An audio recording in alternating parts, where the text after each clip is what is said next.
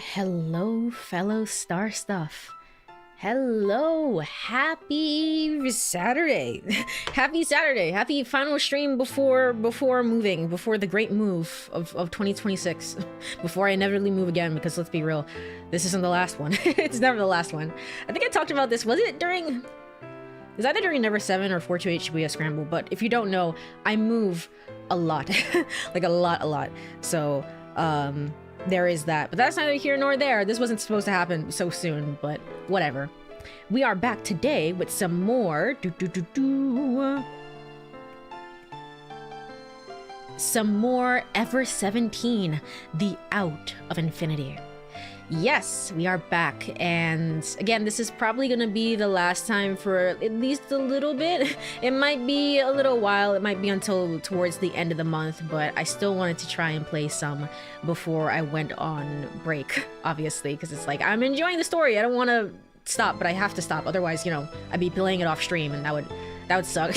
18 different things would happen off stream, it's like, so there's a lot to recap you guys on. Anyway, that would suck, so we're not doing that, but...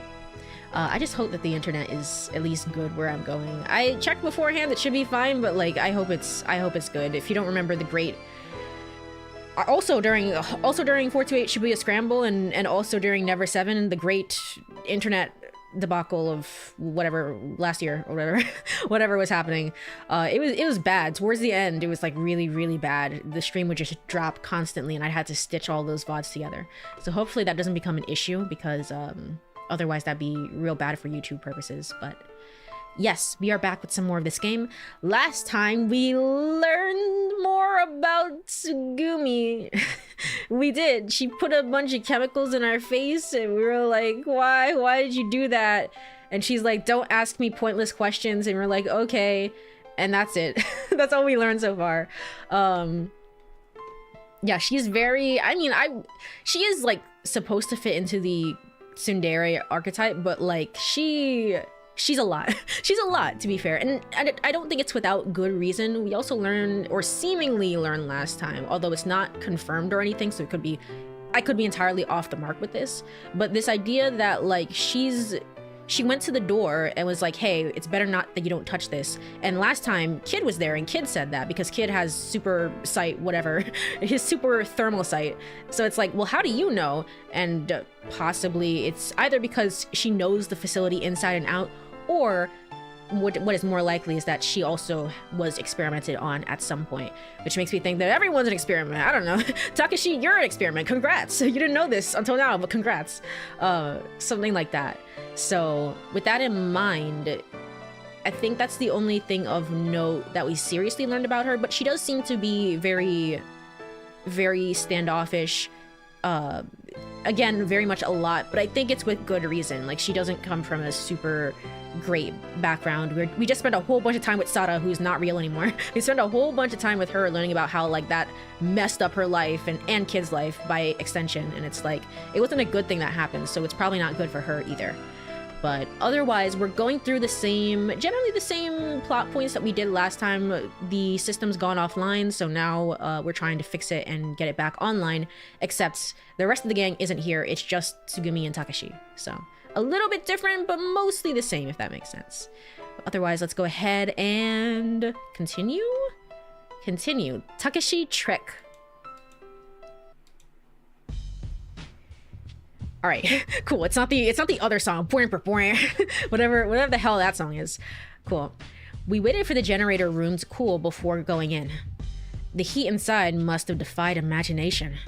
The air in the steam-filled room was heavy and stuck to the skin.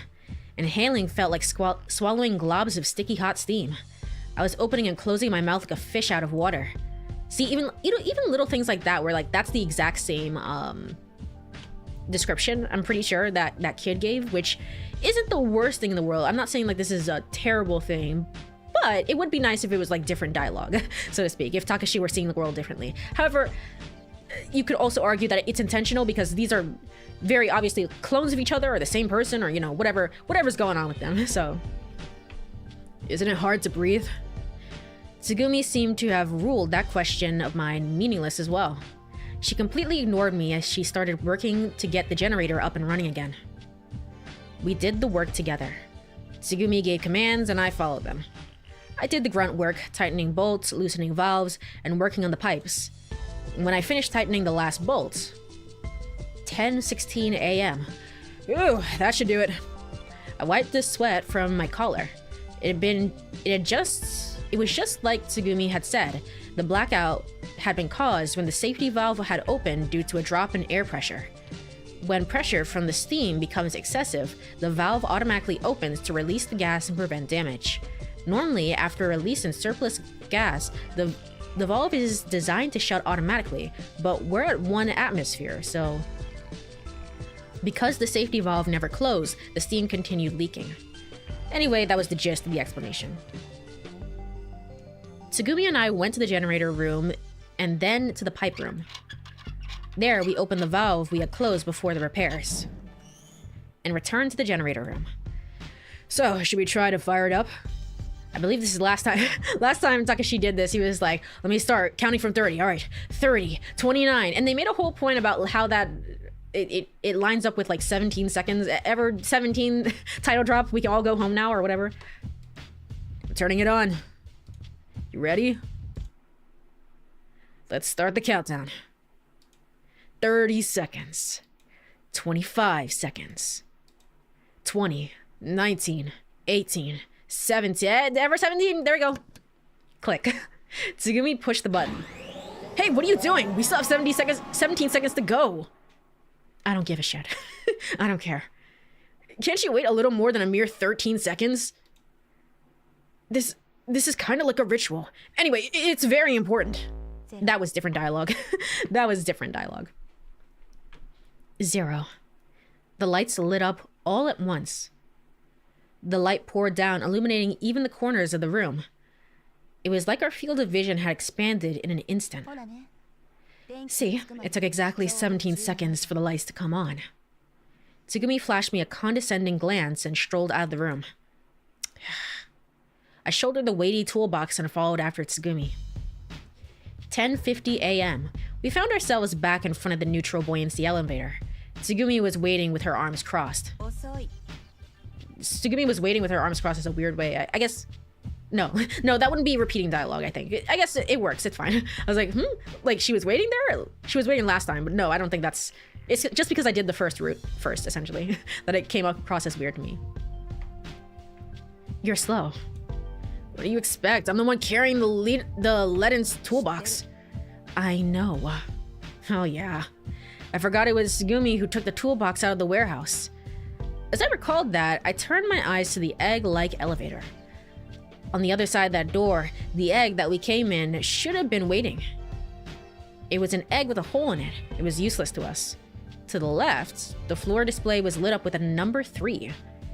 Did you know there was another egg elevator stop down here? Wouldn't have come if I didn't. Okay, so you did know that. You are at least somewhat familiar. I don't know, this is probably base level understanding of the facility, which Takashi doesn't have, obviously. So it's like, who's to say really, but you know. The insistence of the countdown reminds me of Sigma from VLR. It does, doesn't it, actually? I don't know if I ever brought that up in the other route when it happens, but it's very Sigma code of just like, okay, I'm gonna count down 30, 29, and Phi is just like frothing at the mouth, just like, push the damn button, Sigma. I miss them. Aw, it was such a good dynamic between those two. I suppose not. This is heavy. Inside the egg elevator. Also, hello. Sorry, I didn't say hello. Hello, Cadencia. Welcome on in. Thank you for stopping on by. Sorry about that. I'm all over the place apparently.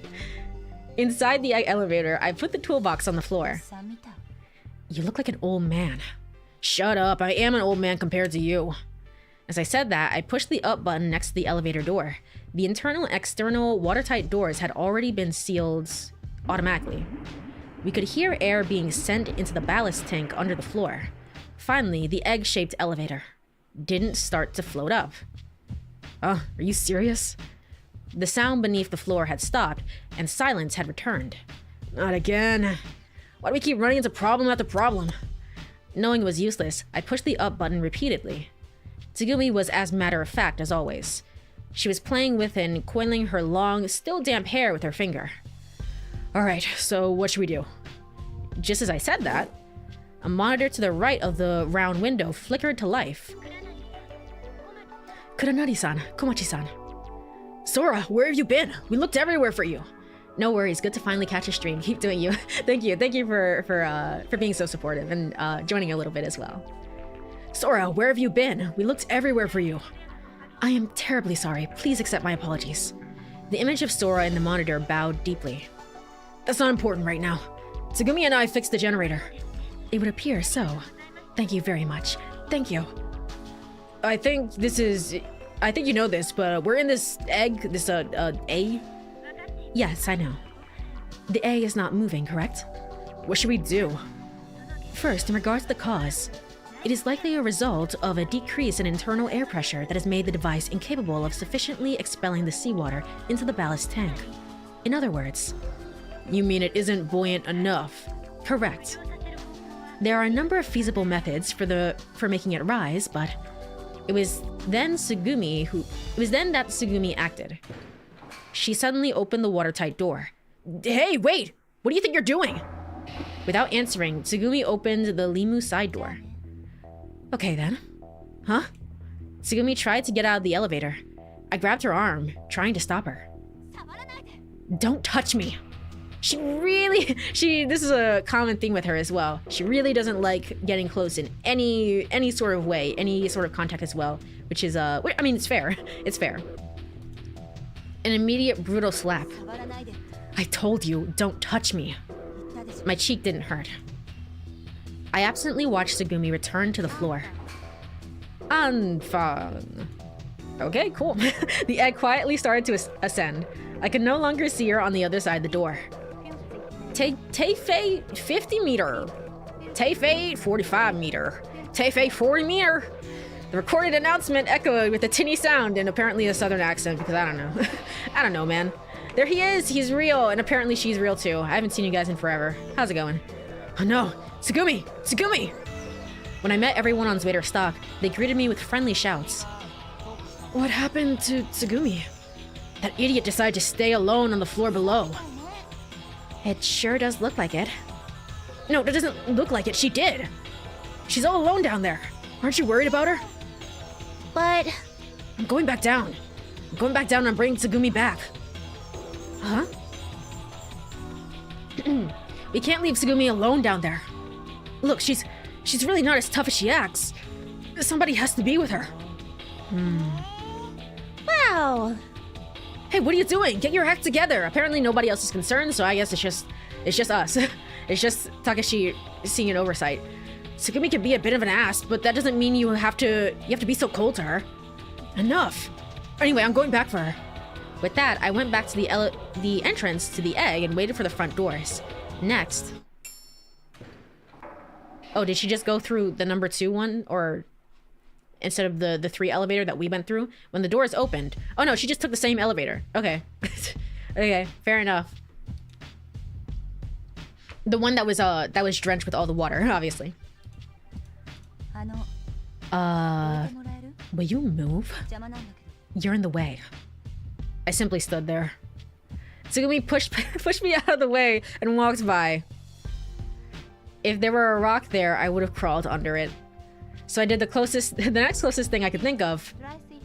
Teifei 35 meter. Teifei 40 meter. Teifei 45 meter. You drenched yourself in the water on purpose. You could have died by doing that. Oh, whatever, who cares?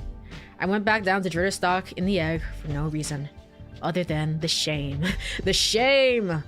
It didn't have enough buoyancy, so we had to come up one by one. Was I stupid or something? Or was I stupid or what? I think you could have just like gotten rid of the toolbox, but I mean, this also works. It's not like a worse idea in the world or whatever. But hello, Albert. Welcome on in. I hope you've been doing well. If I could have right then, I would have liked to sink down to the bottom of the ocean. 11:41 a.m. Nearly an hour had passed since the power had gone back online. We gathered in the conference room on the 3rd floor. Tsugumi, Sora, Yu, Coco, and I were sitting in chairs, just letting time pass. The rescue team still hadn't come. Our situation didn't show any sign of changing.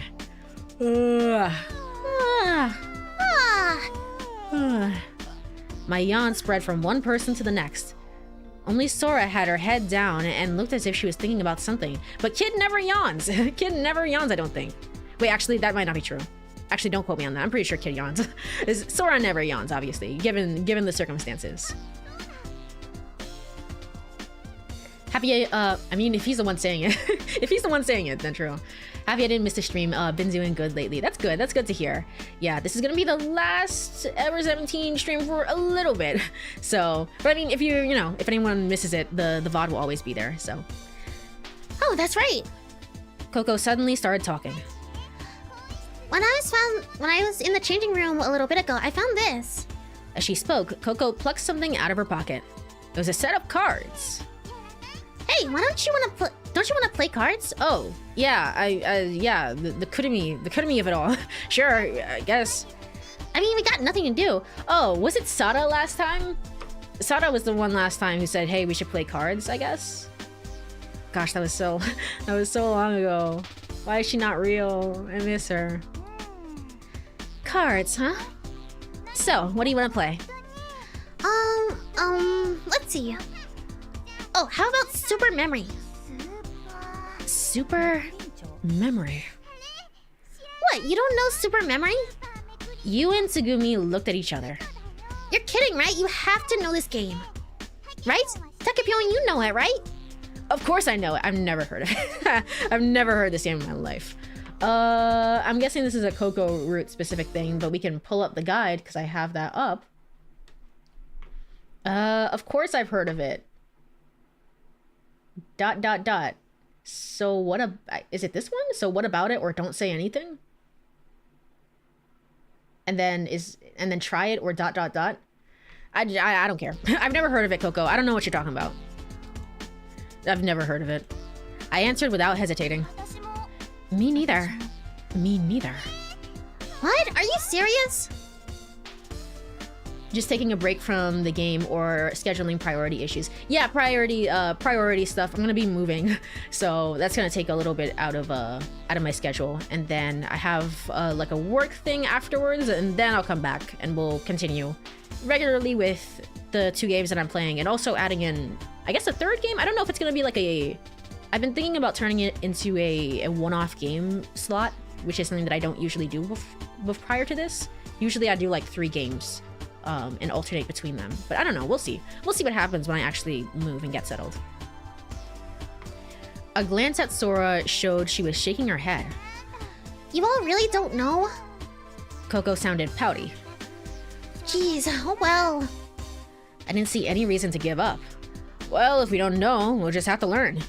So, Coco, will you explain the game to us? Okay, everybody listen, alright? Coco started shuffling the cards brilliantly. First, you have to shuffle the cards really good. Then you spread the cards on the table like this. She spreads them out randomly so that they didn't overlap. Then we do rock, paper, scissors, and you turn over cards starting with the loser. Like this. You turn over 1 card and then 1 more. And if the 2 cards are the same number, then the person that turned them over gets them. I don't know if this is the same explanation that Sada gave last time as well, and I don't know if I brought this up last time. I might just be repeating myself. Sorry about that. But just in case, this is the exact same card game I think that friggin' Makoto and them were playing in Never 7, right? The same card game where it's like, all right, now let's see how many you can get correct, and then Makoto proceeded to get all of them correct, and Kurumi and Izumi were kind of freaking out about it, right? So not good memories with this game, so to speak. No good memories. We never got an answer for that either. Why did he get all of them correct? Whatever. Whatever, the game's over. Who cares? So, it's easy, huh? Hey, everybody got it? Let's play. Best of luck with the move and work. Are you moving states or provinces or countries, or just local? It's just a local move. It's last move was cross country, so it's gonna be a little bit better this time. Hopefully. So, hello, but thank you so much for the well wishes. Hello, I hope everyone is having an amazing and wonderful day. Welcome on in, Kenneth. Thank you so much for joining. I hope you've been having a wonderful day as well. We were just playing some more Ever 17 here. That's called concentration. Mental guts. The hell is mental guts? Huh?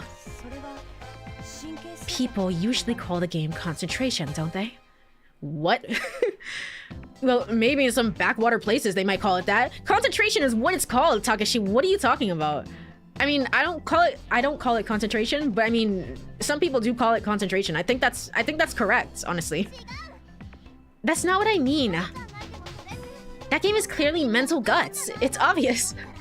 What are you talking about? You freaking weirdo? No, it's called super memory. Concentration. It's called mental guts. Kid, do you have anything to say about this? I said it's super memory. Ah, jeez, you are so fussy.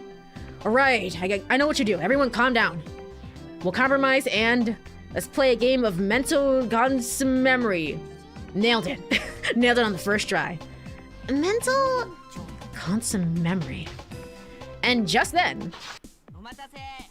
Oh, Kid was getting the food. Okay, he wasn't there for that. I see. This is in the... It's amazing to hear, yes. This is in the far future of 2017 where the name of the game changed, obviously. I guess so. I guess that's what happened. There's no other explanation for this. It's like, why are you all asking like concentration is such a weird name for it?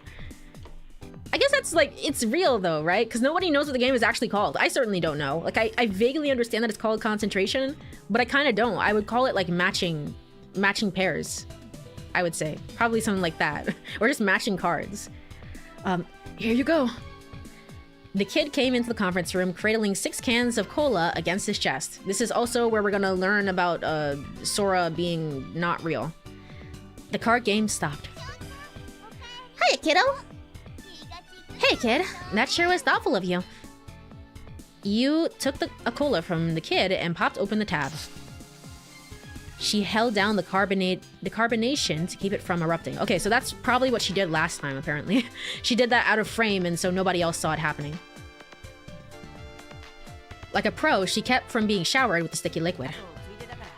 I got these on the way. He noisily set the 5 other cans on the table. I brought these too. The kid turned around. What? These. Kid was pointing to the hood behind his neck. I stuck my hand in the hood. There were 2 tuna sandwiches inside of it. That's actually good thinking, honestly, about how to carry more stuff. There were a sandwiches that I had left on the bench during the blackout. I thought somebody might be hungry. Oh, great! You're so thoughtful. It's not for you. It's not for you, you. You went over to the kid and mussed up his hair affectionately. He stood there stiff as a rod, not hesitating at all. I figured Yu's hands were probably pretty sticky from the cola. Tsugumi raised her hand. If nobody else wants one, I'll take one of them. Tsugumi, unlike her normal self, spoke up. So last time we made the point that Tsugumi, and I'm moving further and further away from my theory that like Tsugumi is 2 different people. Tsugumi and her twin sister Tsumugi. I'm moving further and further away from that theory. I think it's just the one person. But last time we made the point in Kid's Root that like Tsugumi was acting a lot nicer one day and then a little bit colder the next day, and like what's that all about? And it was really unclear during the Kid Root, like what was going on with her. I feel like this is more of a natural progression, I want to say, although she's still kind of vague to me, but it feels more like a natural progression of being like, oh hey, like this, that, like this makes sense about like she's warming up to the group somewhat, kind of. She's not getting closer to them per se, but she's warming up to them, I would say. So all that repair work made you hungry. Of course, she didn't see any need to answer my question. All right, this one's for Tsugumi. I gave Tsugumi one of the sandwiches that I took from Kid's hood. Tsugumi took it without saying anything. Then I held out the remaining one to Sora. The other one is Sora's. You didn't have breakfast, right? No, I'm fine. Don't be polite, I made it. I know it tastes good. Still. Hey, I'm not kidding. I'll vouch for its deliciousness. Me too. Coco and the kid raised their hands. Okay. Seemingly, they both don't know. Coco, you're not about to be like, actually, I had a feeling in the back of my head. Like, she was actually not real. I don't think so. Because freaking Coco wasn't paying attention either, so how would she know? How would she know to the explanation? Assuming that she did say in the explanation, which I'm starting to think that she didn't. But she wasn't paying attention anyway, she wouldn't know. Sora, what? You can't eat my food? That's not it. I mean, that is literally it. Then what is it? You didn't eat too much yesterday, or are you on a diet? No, but I... Oh, hey, it's Tsugumi, the tsundere of all time. Truly, the tsundere of all time. Welcome on in Black Blue. Thank you for joining. Also, I forgot to say it again. I forgot to say it again. I have to say it during this stream as well. We have a new moderator. Say hello. Long time stream regular Black Blue. So it's just for like different comments that might be perceived as maybe like hints or spoilers or anything like that. I know for most people it's not the intention. Sometimes it's just like, oh, I don't even remember what was happening on this playthrough, right? Everyone has lives outside of this, right? So it's like sometimes they forget, or they type something in and it's like, oh, actually I shouldn't have said that. There's no way to delete the comment without me seeing it and being like, actually I didn't really want that comment. So it's just for little things like that. No, but Oh, on the concentration topic, it is possible that in the Japanese they have a bunch of names for the game that is hard to localize to English because we only have one name for it. I guess that's also it. I think it's just like a universal thing though, that nobody knows what the game is called.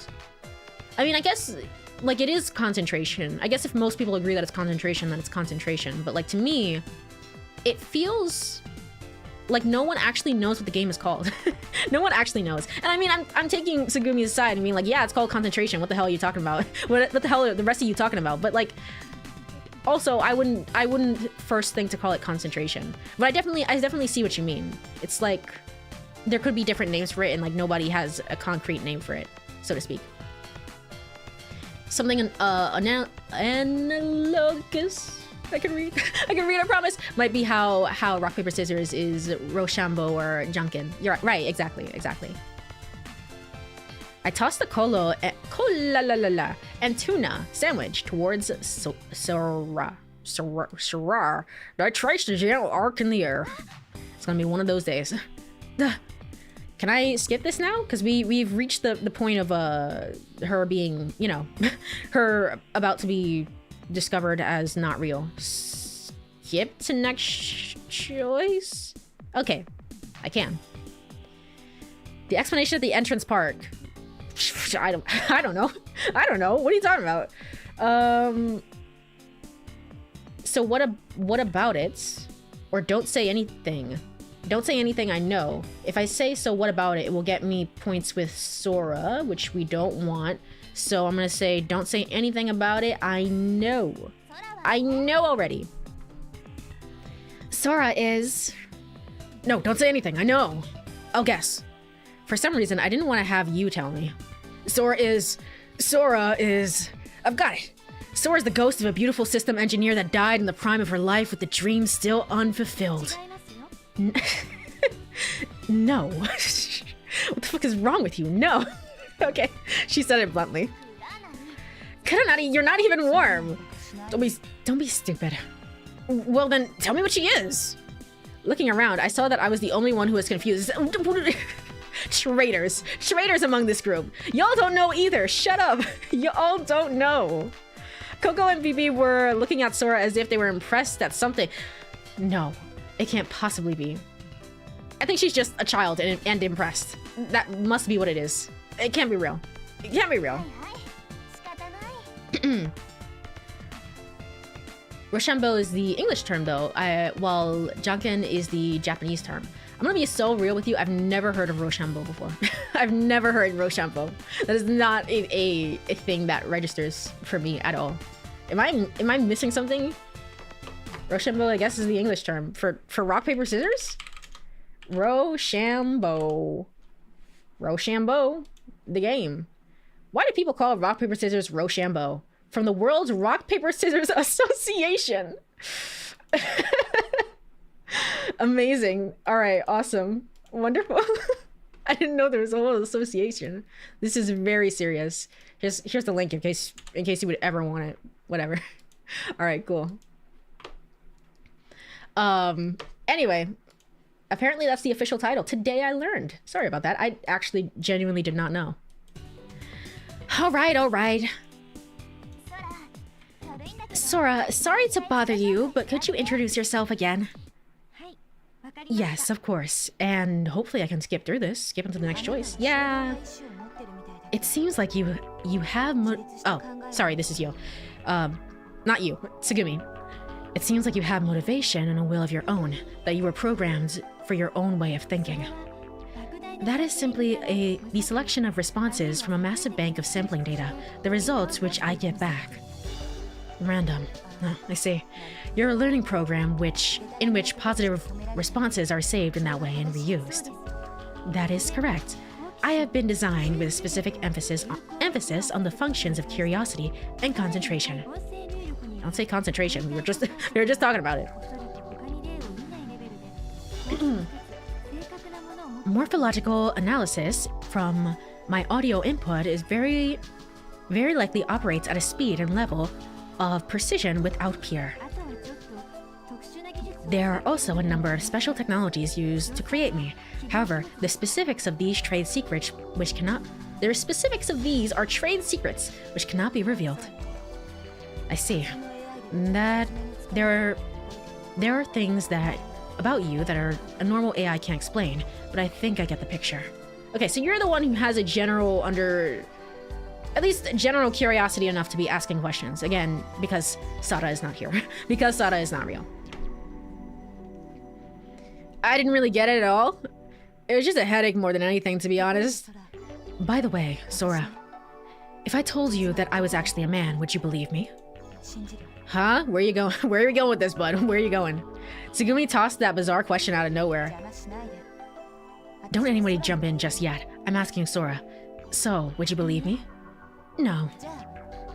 Well, what if I said I were over 20 years old? That is impossible. I'm single. I'll probably stay that way. It's what I believe. That might well be true. Actually, I learned that Takeshi just had a sex change 3 years ago. It's true. Why are you bringing me into this? That I cannot believe. You really are quite amazing.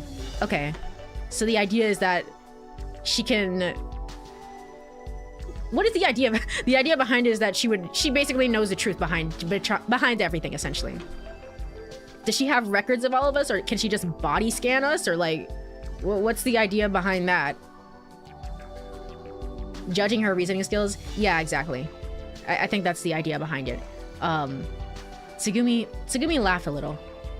Hey, Tsugumi, what do you think you're doing? I had to ask. I wanted to see if Sora can tell when people are lying. Oh, okay. So not necessarily, just like based on the statements that you just said, do you think that I really know the truth or not, based on those types of ideas? Because she just said, hold on. She just said, I will stay single, and I would like to be single, and I probably want to stay that way. And it's like, if that's what you believe, then yes. So she's kind of like basing it off of that feedback. If Sora can tell when people are lying, to see if she can determine the truthful information from non-truthful, even when she has no background data. She can. She does more than compare and reference data with the data in her memory. She's been programmed to factor in chance and intuition to make her own judgments. The system is designed to make choices based on updated information and boost its efficiency by rewriting itself. Oh, I see. This is an incredibly advanced level of technology. Is that right? Yes, my system uses state-of-the-art technology. But I am not very good at lying. My lying function is underdeveloped. Sora smiled. I guess we're not being trapped down here for a very specific reason then. I guess not. You wouldn't lie about that. Or if we are, you're not privy to that information, I guess. Or I don't know, we're gonna be on the Sora route and she's gonna be like, you just never asked about it. Like, here you go, I can tell you all the information right now. And it's like, gosh darn it, why didn't we ask her? Whatever, it's not her route. When you introduce yourself, you say that you're a system engineer. That's a lie, isn't it? Okay, this is it. She never said it during the introduction, I don't think. That is simply a setting of mine. That is how my profile in the framework computer reads. Oh, so that's how it works. In the end, I seem to be the only one who is flabbergasted that Sora was a product of AI. Yu was an employee of Limu, so of course she knew. Tsugumi was always cool as a cucumber. I wondered why she knew so much about Limu. I guess that she looked up a lot of information in advance. Suspicious, but okay. They surely were not conducting the experiments like right here. All the experiments on children were happening right here in this same amusement park, right? I don't know, anything's possible actually. Maybe. It's actually a highly advanced AI to be able to make judgments on decisions based outside of her current knowledge set. Right, exactly. And this is very sci-fi. Very sci-fi coded as well, essentially. At this point, this is what happens essentially when sci-fi gets into this territory. It's like, if you can make your own judgment based on like your own quote-unquote intuition and anything else, it's like, I mean, isn't Sora basically human at that point? Which is why I was kind of sad at the end of the Sada route when it was just like, is Sora okay? She gonna be all right? Oh well, we're not gonna follow up on that. It's a little sad. It's like, well, I mean, she was part of the gang, right? A little bit, kind of. But at that point, it's like, if you have your intuition sense, and it's like, it's gotta count for something of being a human or something like that. Coco didn't seem to care one way or the other whether Sora was just a hologram or not. She was just laughing and playing with Pee-Pee. Okay, cool. She doesn't care. She doesn't give a shit. She's just like, whatever. I don't care about hacking. That the kid didn't seem surprised, well, I put that down to his circumstances. Sure, whatever you say. Several hours passed. It seemed like the sun was getting ready to set. In the dark depths of the ocean, my sense of time had eroded. I checked the time on my PDA, finally making sure it was night. Nothing changed in Limu. No one new showed up to visit us. But things hadn't taken a turn for the worse either. There didn't seem to be any impending danger of floor collapse. We each spent the time as we pleased. We had long forgotten that we were trapped. 6:27 p.m. I decided to go see Sora. Honestly, I was a little confused. Sora was an AI. I wanted to know what RSD was. It might have been something I shouldn't have even bothered worrying about, but I wanted to ask Sora about it. Without really understanding what she was all about, I didn't think I would know how to act around Sora. This seems like it's gonna be the same dialogue, hopefully. Skip until next choice? Nope, never mind. Can you tell me more about RSD? You got my interest piqued. I want to know more about you. I don't know if I'm gonna say all this again, because I think it's gonna be the same explanation. It's just that it's Takeshi, the one that's saying it, essentially.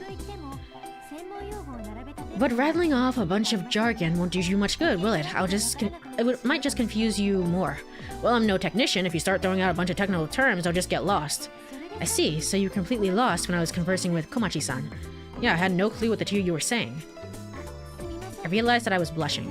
Oh, I'm sorry, did I say something wrong? Sora looked apologetic. No, that was a good comeback. A good comeback? What is a good comeback? Sora looked confused. It's when you say something to needle the person you're talking with, or make a sharp and witty comment about that makes them feel awkward. Oh, I see. I'm really sorry, Kuronari-san. Just in case, can we save right now? Because I'm a little concerned. Takeshi waiting on the sky, or walking on the sky rather. Okay. Sorry, I was like worried. It's like, you're going to see Sora? Shouldn't you go be talking to Tsugumi right now? No. We're okay. We're okay. You don't have to apologize. It didn't hurt my feelings or anything. Are you sure? I don't mind. It was fun, okay? Making a person feel awkward is funny. That seems like a contradiction. That it is, but it's not. It depends on the time and place. That's difficult. It's hard for me to comprehend the concept of a nice comeback. Forget about it. Knowing that Sora was a product of artificial intelligence, I was impressed that she was even able to register a joke. I wondered if I would still be thinking that Sora was human if I hadn't tossed that can of cola to her. Okay, can you tell me more about RSD? Let me try explain using specific examples. Sora and I headed to the from the rest area to the control room. As we walked, Sora started speaking.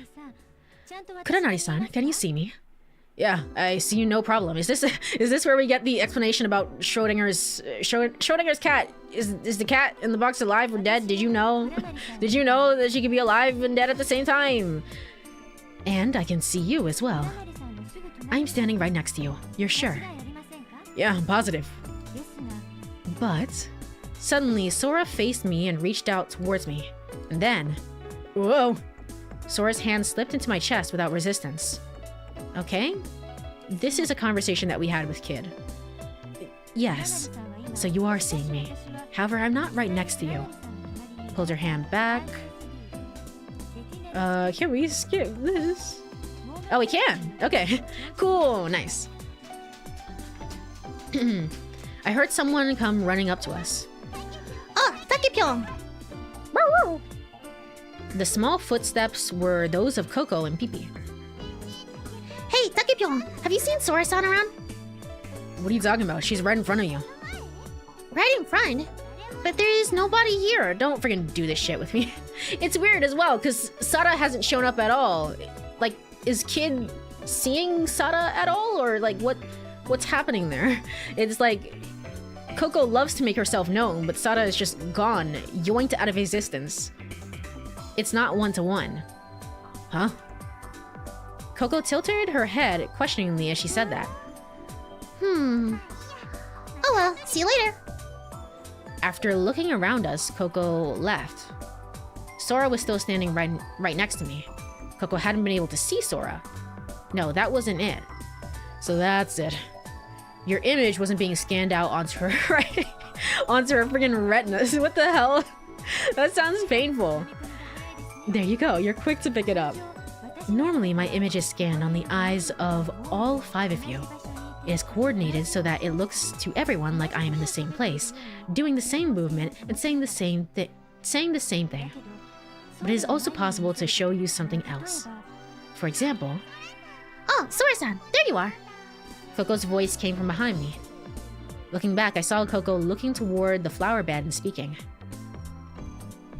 This is the only explanation that we've gotten in-game so far as to why Coco would sometimes show up to only Kid and to nobody else. That's the only reason. But, like, obviously she's not. As far as we know, she's not.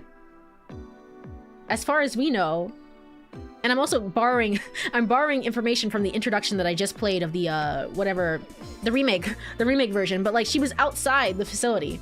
There was a point where she was outside the facility at one time, one space.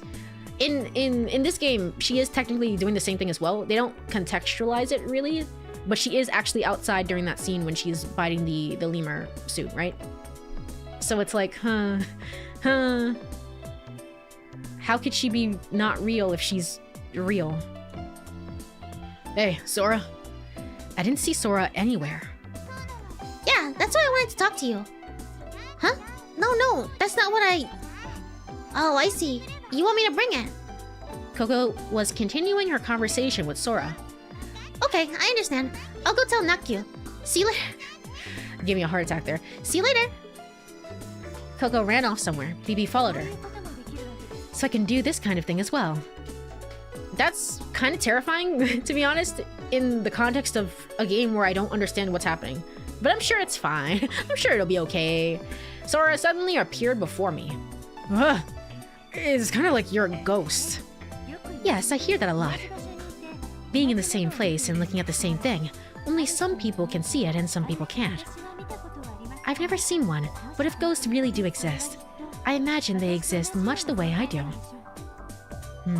Now I get it. But there is something that bothers me. Did I read that correctly?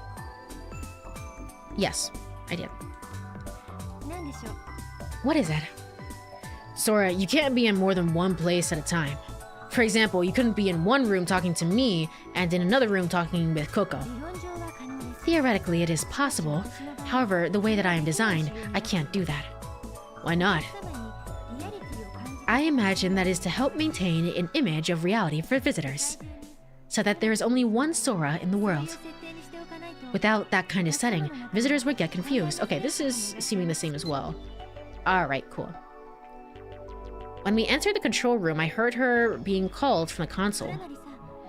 Well, Kuranari-san, Lemeth is calling me, so I will leave and come back shortly. And saying that, Sora disappeared. Only the 3-dimensional hologram depicting Limu hovered silently in the darkness. 10:02 p.m. It was nighttime. But deep below the ocean's surface, it was only slightly darker than before. Fortunately, the damage to Limu hadn't worsened. We had a light dinner at the tuna sandwich shop and gathered in the conference room.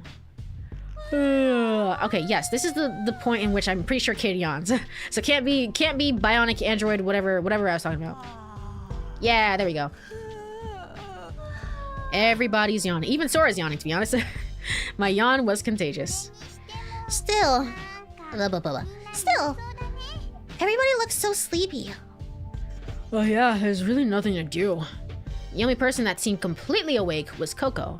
Ah, the only person that didn't yawn? The only person that did not yawn. Okay. Everybody else was slouched in chairs, just spacing out. There was no impending danger, no new developments. The situation we were in remained unchanged, and it somehow felt as though time had stopped. Kuranari, you're such a slob. Okay, this seems the same. Oh, I know. Let's run a race. Blah, blah, blah, blah, blah. Coco's eyes lit up. A race? You don't want to? No, I didn't say that. You made a face, but she didn't seem to be in a bad mood. Then how about tag? Okay, I'm in. But tag with 2 people doesn't sound very fun. Want me to play? The kid stood up. May I participate as well? Sora approached Coco and the others. Interesting. It's not like she can't, but more like they won't let her. In regards to the engineers, or the engineers programming Sora to only be seen in one place at one time, or in regards to Coco not yawning, essentially. Her being in more than one place at the same time. Yeah, the engineers. I see. Yeah, right, exactly. It's one of those things where on a story perspective, it's helpful. It makes a lot of sense. And it's good because now we know that, like, if we see her in one place, essentially in all the scenes that we see her in, she's not like off talking to somebody else, essentially, which is very good for the player to know construction-wise, because I'm pretty sure there are times when off-screen she is probably talking to like you or somebody, something that we're not privy to, which we definitely were not privy to, at least during the Kid route, because Kid didn't care. Kid barely saw any of Sora. He was just like, whatever. Yeah, let's play together. Yes, please. All right, I'm gonna win. I couldn't tell why, but everyone was excited to play. I suppose everyone was bored. Hey, where do you want to play? How about in this room? Coco looked around the conference room. I surveyed it too. Tsugumi sat alone with an annoyed expression on her face. You never shut up. She lazily stood from her chair and walked briskly to the corner of the room and flipped off the light switch. Tsugumi returned to her seat and slowly sat down again. Oh, we got key art for this as well. Okay, we didn't get this before. Certainly did not get this before. Are we on her route now, or is this just like... No, Takashi kick the can is not her route right now. Not still at the very least, but I think we're all set. I think we should be good. This one. The one where she's being a boss. What are you thinking? It's dark. It was too bright for me to relax. Some people want to rest. Well, that doesn't mean you just go turning off the lights. It's just because you want to rest. What about you? Huh? Don't you want to rest? No, I'm... yeah. Hey, Takashi, you want to play tag? Tag, huh? Oh, this is certainly a choice. I'm in or I'll pass. I'm guessing it's I'm in. Or sorry, I'm guessing it's I'll pass, but let me check just in case. Yes, it is. I'll pass. The thing is, it's like I could make different save files, but we're gonna start from the very beginning anyway because there are scenes with Sora that I've already missed. So there's no reason for me to like save obsessively. It's not really required. I'll pass. Want to hang out with Tsundere a little bit more. But that begs the question, is she not able to lie, or was she lying about that? That's also another thing, is like, is she lying? Is she not lying? I want to believe her when she says she can't lie. And I think part of it is just like genuinely, I think she's just not the type of person to do that, like personality wise. But I also think that like there's everything with VLR and a certain other character. I mean, I've already said spoilers for that series already, but I'm trying not to if I can help it. A certain other character who, you know, refuses to lie or whatever. So in that sense, it's like they're kind of one-to-one in that way, and it's like I think she's telling the truth. I think we're gonna follow up on that later during her route, especially the fact that she can't lie and how difficult that might be for whatever reason. If something's happening, it's like, yeah, I actually work for a really shitty company. It's like I can't lie about anything, and you know that kind of brings me a lot of pain, essentially. Nah, I think I'll pass. I want to rest like Tsugumi said. I think I'll hold off for now. Once you get older like me, tag takes a toll on your body. Huh, older, huh? Well, you must be older than you look. What? Yeah, and besides, Kurenari doesn't seem too sharp anyway. I bet he'd be caught right away. Shut up, don't talk about the other timeline. You don't know what you're talking about. I stood up energetically. Oh, does that mean Kurenari wants to play now? Come on, Takepon, it'll be fun. Wait a sec, I didn't say I'm playing. Oh, you're not gonna play? Surrendering without a fight? Sounds like a chicken to me. All right, I'll play your dumb game. I was overruled by majority. It was just that easy. It's just that simple. No learning more about Tsugumi, who cares? Well, I figured it'd be better than sitting around doing nothing. I was playing, but I wasn't happy about it. Aw. Tsugumi glanced at me at the corner of her eye, then looked away. Should we leave the lights off? The kid whispered this to me. The emergency lights are on, but it's kinda dark. You okay with that? Let's respect Tsugumi's wishes. Well, it doesn't seem like tag at all. Eeny, meeny, miny, mo. Give me a flashlight to go. Coco pulled... The hell is this? Is this a new... I think this is a new song, honestly. I don't think I've heard this song at the very least. Or if I did, I wasn't paying attention.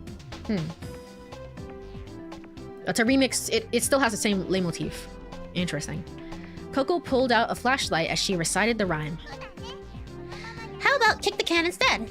It's also fun, don't you think? Coco lit up her face with the flashlight from under her chin, trying to get everyone to agree. Kick the can. What is kick the can? It's, you pick someone to be it in a dark place, then everyone hides.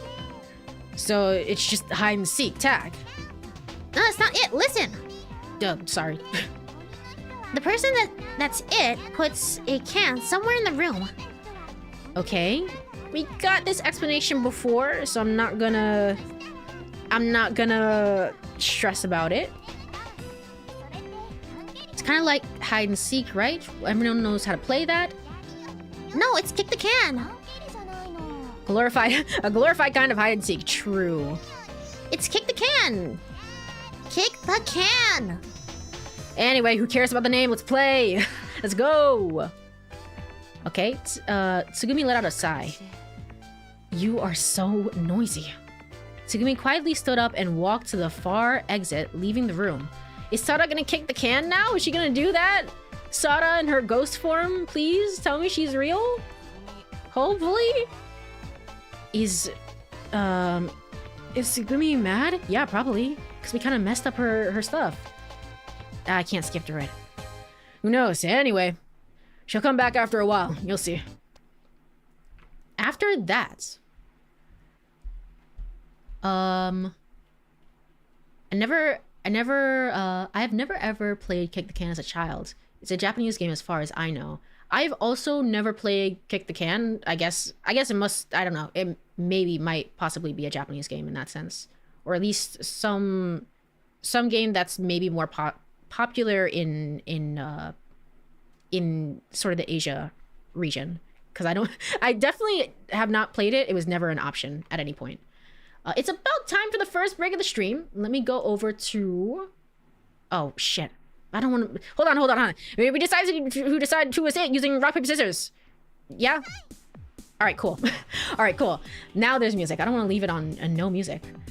All right. Let me go over here and go over here. I played it. I still know about the games from Western cartoons. I played it several times as a kid, not Asian. Maybe it is a Western game then. Huh. Maybe it's more of a regional thing. It's just interesting how, like, some people have just never heard of a game. I've never heard of it. That was never an option during, like, recess or whatever. So it's interesting.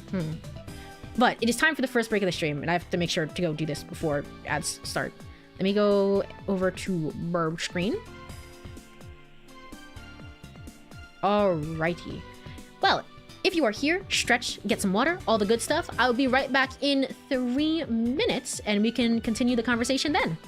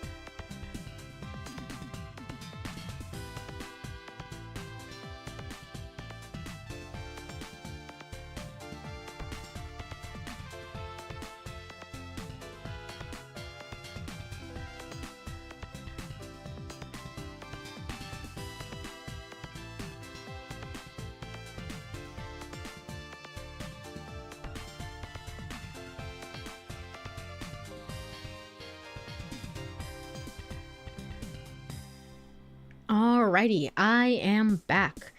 And I bring information about Kick the Can, provided by Wikipedia.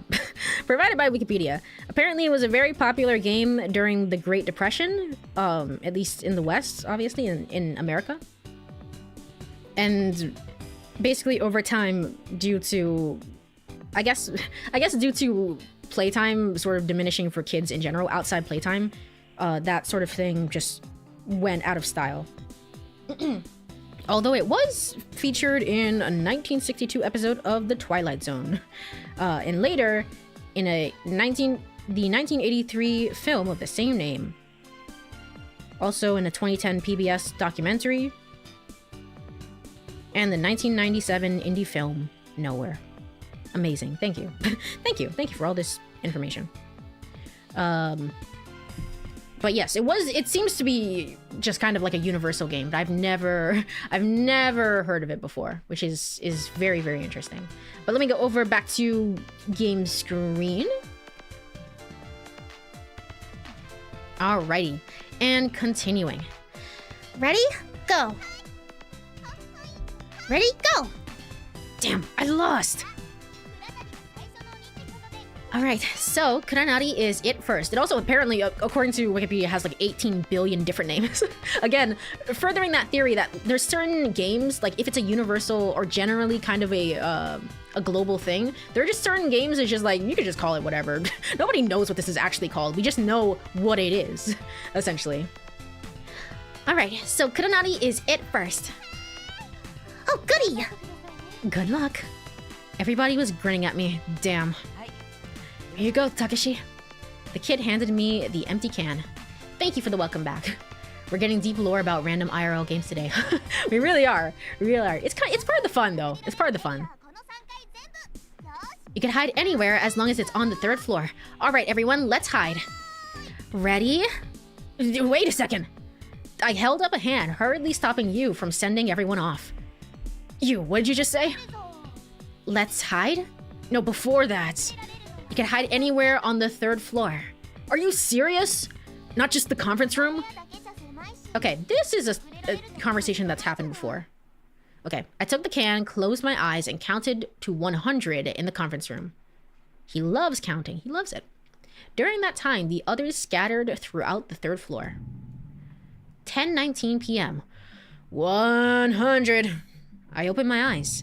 I put the can by my feet. I looked around the dim light. There was no one around. I guess I'll go have a look. I faced the nearby door. My footsteps reverberated, producing an unnaturally deep sound. It was kind of like how I imagined sonar would sound. I see. So this is what Sora meant by making the sound carry better. Felt like I was in a submarine. Did this same thing feels like the same dialogue tree feels like it happened with Kid. But I can't skip through it, so whatever. I thought I'd have to pay attention to which sounds were mine and which were others. All of the lights were off, but the doors opened automatically. First, I thought I would head for the... Does it matter? It doesn't matter. It doesn't matter. I could go wherever. The elevator hall. But the elevator wasn't moving. I was sure no one else would be there. But it might have been exactly what someone was hoping I would think. I entered the elevator hall, but there was really no place for anyone to hide. I checked along the walls, but there wasn't anyone there. All the elevators were stopped, and there was no sign of anything moving. Maybe I should ignore this area. The central control room was one idea. The monitors in the room were off, and the room only dimly lit. The computers weren't moving. I peeked into the lockers and under the desks, but no one was there. Well, I figured no one would want to hide in a place that would be cramped and hard to get out of. I gave up on looking any more thoroughly and left the room. I thought about where I should go next. Oh, just then I heard a sound. Someone was running along the corridor. The footsteps were heading toward the conference room from the Lemurian ruins. No. I rushed back the way I'd come. Who is that? When I shouted, the moving person flinched. The person I found at the corner was the kid. If I remember anything about last time, you should also be there, apparently. I didn't know if he had given up because I had ran after him, but he stopped in the corridor. No, you caught me.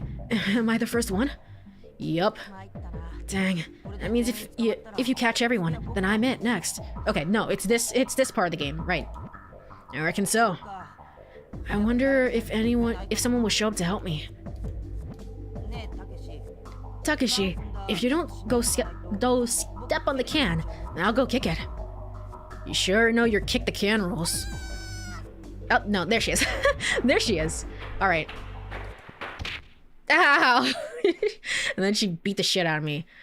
Ow, why? Suddenly, you came flying in from the side and completely cold cocked me from the jumping chop to the neck. I've never heard this phrase before. My head went underwater. My mouth filled with salt water. Yu was pointing at me in the water and cackling crazily. Floundering about in the water, I stood up. Hey, you! I won this battle!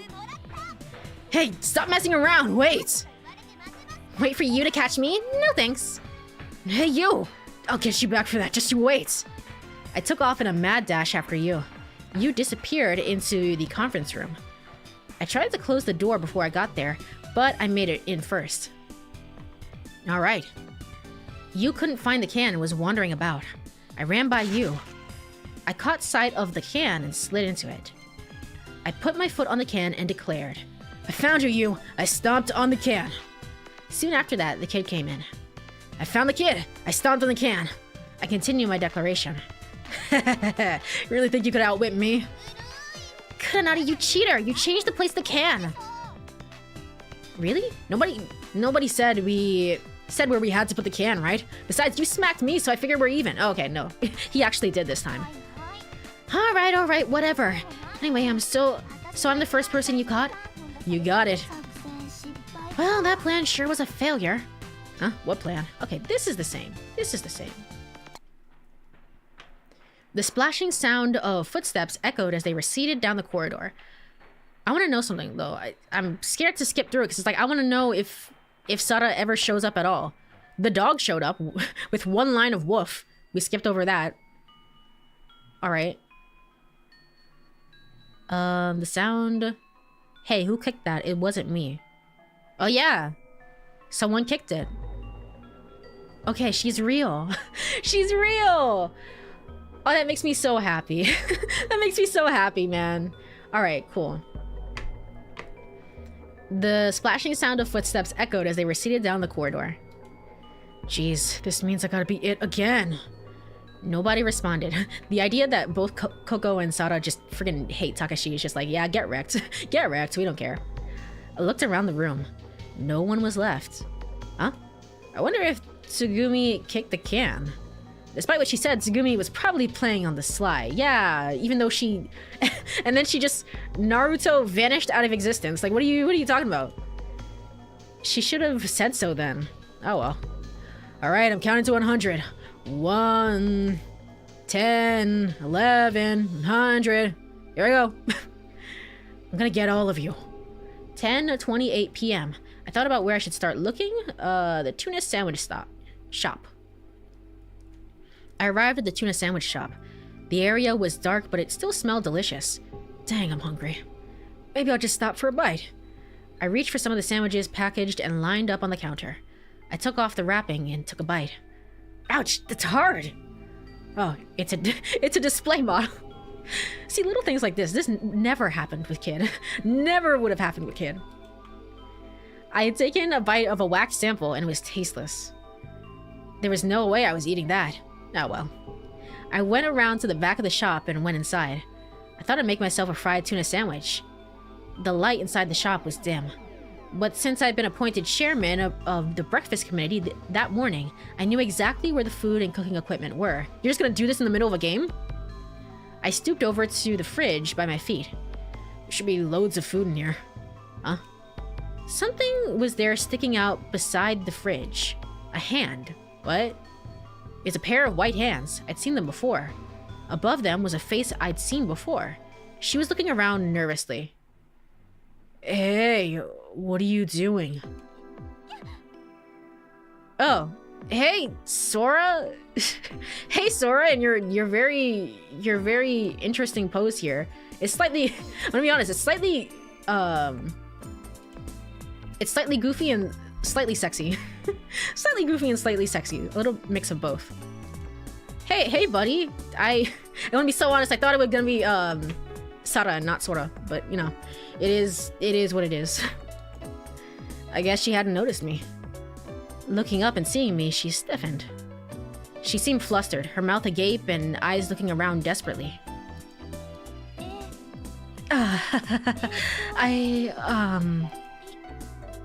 Welcome to our restaurants. Bent over awkwardly, Sora shifted gears and suddenly shot me a smile. That means that Coco has to be in the area as well, right? No, another customer. What'll you have? What can I get you today? I'll take a fried tuna sandwich, but I'm pretty sure that's all you got anyway. Oh, is that right? Well, I'll get right on it. And would you like a drink with that? Let's see. Sora, I'm amazed you were obeying the rules of the game so strictly. I thought maybe you'd vanished somewhere or had gone off to somewhere where I couldn't find you. Hold on, let's take a sip of water.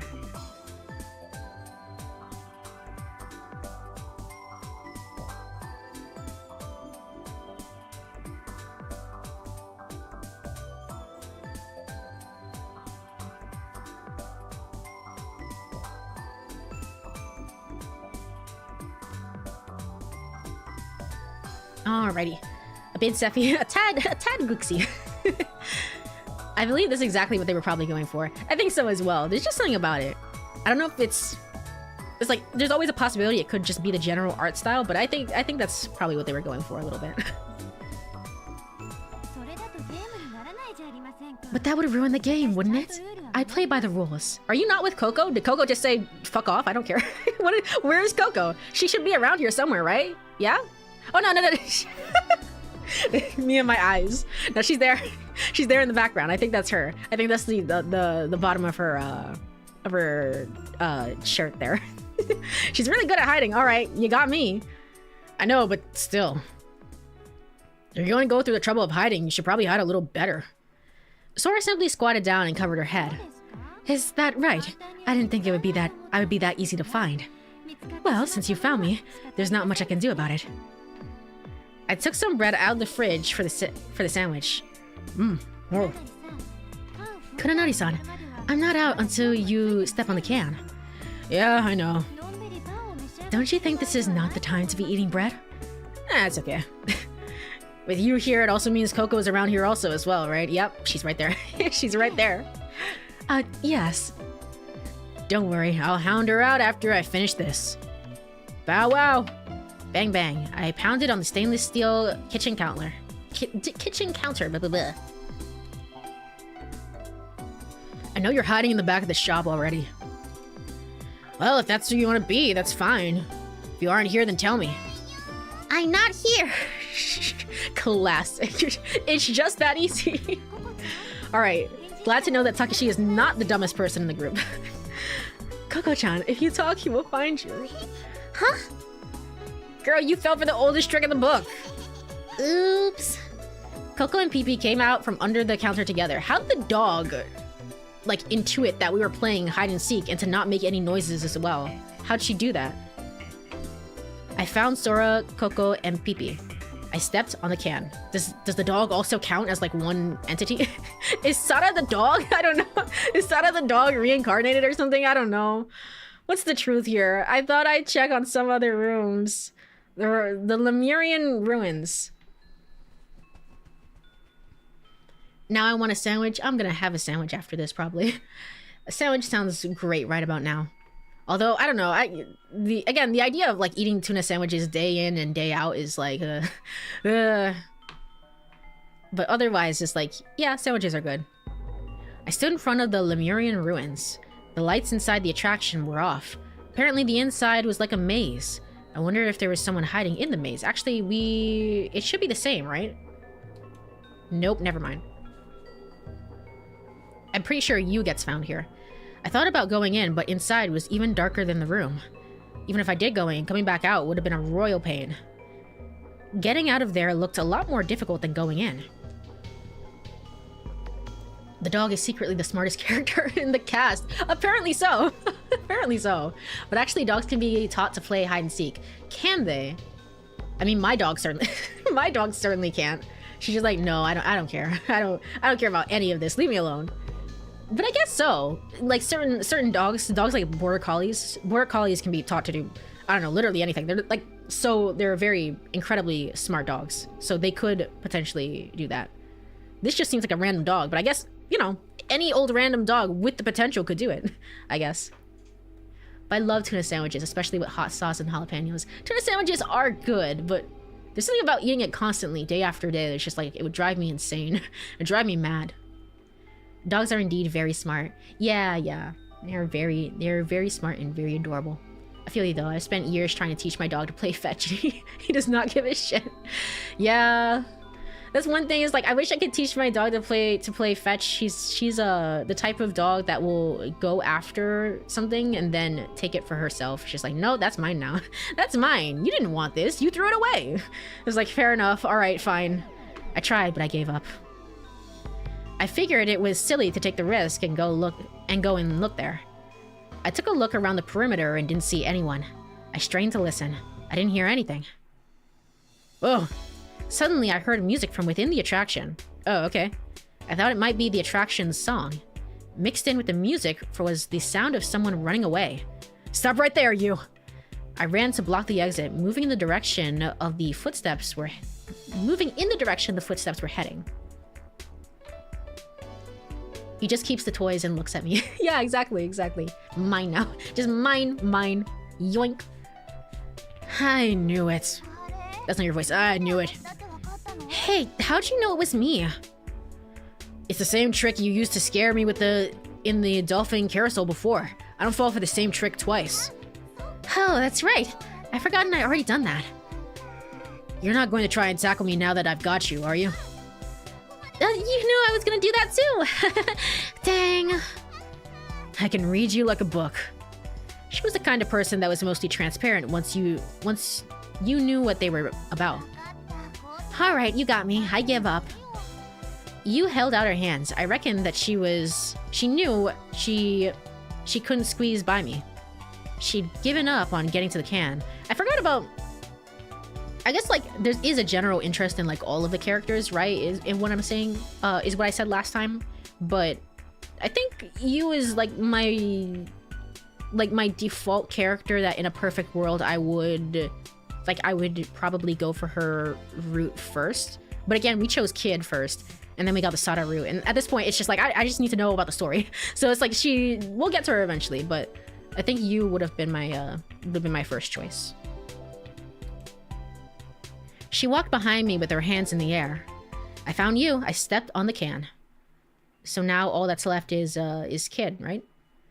Just like that, I rounded everyone up, stepped on the can, and ended the game. Only Tsugumi was left. But Tsugumi isn't playing. I mean, they don't think that... Where is Kid? Did you find Kid? Sorry, I must have blanked out. You found Kid. What? I looked around the outside of the room and was surprised. Tsugumi was sitting calmly in the chair, waiting. I found Tsugumi! Huh? Don't play dumb with me. I have no idea what you're talking about. Did I, No, yes, I did say this, sorry. I was like, did I bring this up at any point? I was talking about how Tsugumi, the secret, third protagonist, watch out for her. But yeah, I did bring that up at some point. I know better than that. You're playing dumb, I know it. Dumb? You're the one who kicked the can, right? Can? What are you talking about? Tsugumi stood up. I jumped. If Tsugumi kicked the can first, I thought I'd lose. I frantically ran to where the can was. I found Tsugumi. I stepped in the can. Huh? What's... Jeez. What are you doing, Takeshi? Losing my mind, apparently. You don't understand. She's real. She's there. But no one has seen her, apparently. Whoa, what? My foot was searching for the can, but found only space. The can is gone! I squinted, scouring the area around me. You, my beloved bowl cut. She is very... I like her style. I don't like the pink, the second day outfit that she has on, but generally before that, I really like her style. I squinted, scouring the area around me. The can shined in the emergency lights, dimly visible in a corner of the room. Hey, once you've been caught, it's against the rules to kick the can. I shouted into the darkness, but everyone had already run away. Oh, gosh darn it, we're doing this again. Can I skip through it? Nope. I was it, and I had to go search. The kid, you, Coco, Pipi, Sora. I knew that they couldn't have gone far, and I thought I'd find them quickly. Tsugumi stayed in the conference room. It didn't look like she was going anywhere. Just to be safe, I got everyone and stepped on the can again. Next time, nobody kicked the can. Alright. That's the end of Sada's little parade of mischief and chaos. This time the kid is it. All right, so I'll count to 100, all right?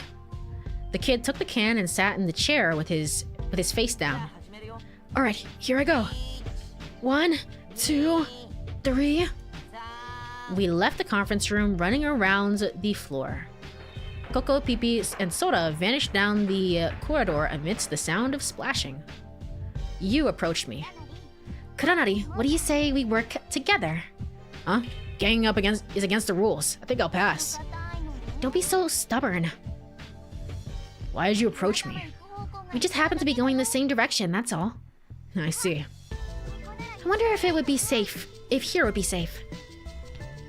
The bathroom could be against the rules. It's not a good idea. Oh, and this way is a dead end, huh? Let's go back. I wonder if we still have time. I strain my ears to listen. 34, 35. I can faintly hear the kid counting. It seems like we've still got some time.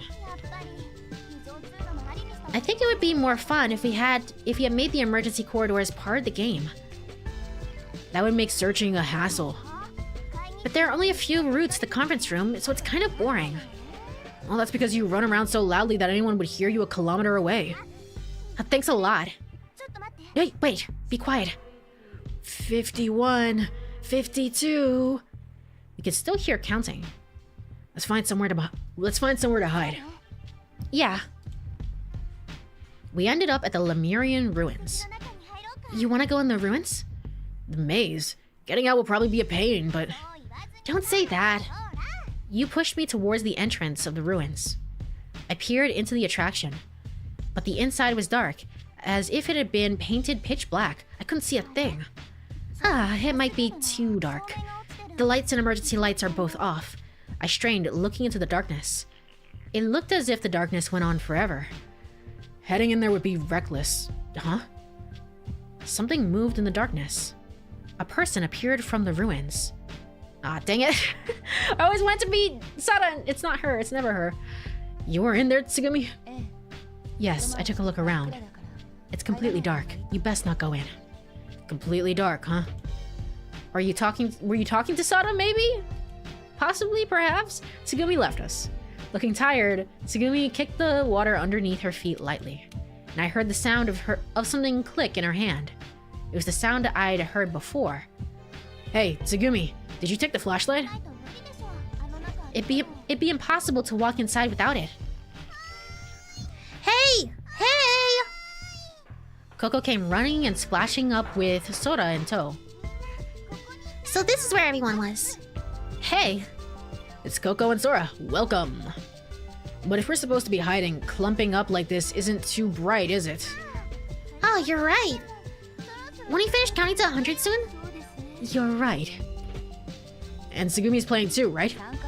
I'm not playing. I just happen to be around. Takeshi, stop talking about me that way. I hate being doubted. Alright. 87, 88. He's sure taking his time. He sure is. What are you all doing here? You all planning a strategy? Are you still moving around? No, not exactly. Well, I guess we better scatter and hide. Yeah. Hey, what's the kid doing here? Huh? What are you talking about? Kid, did you forget you're it?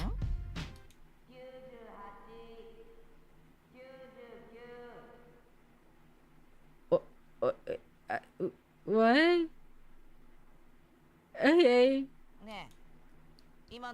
Hey, whose voice is that? I also forgot that kid's slightly losing it more during this timeline, so, you know, I guess it's entirely possible that he would just straight up forget. The lights turned on. Who turned on the lights?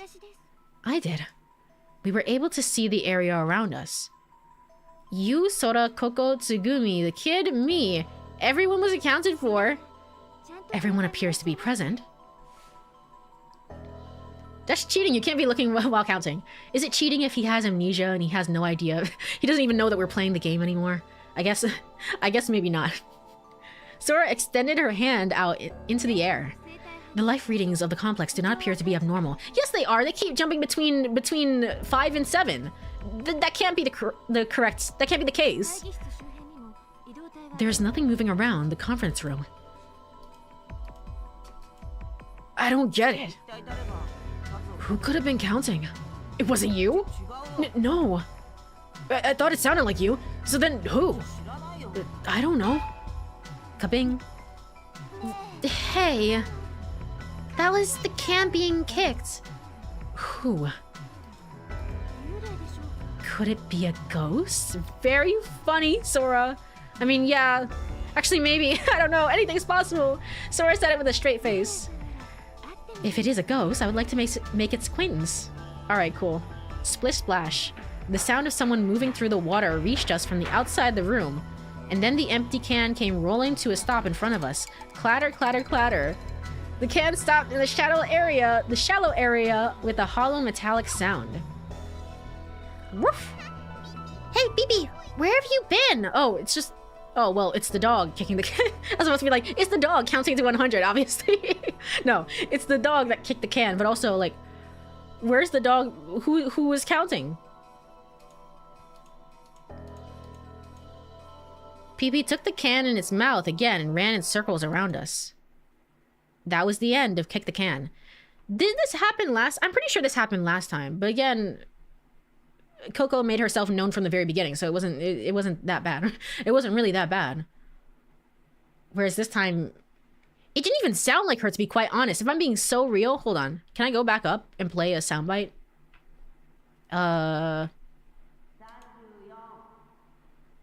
Okay. Yeah, that's definitely Kid. And then, where's the other one?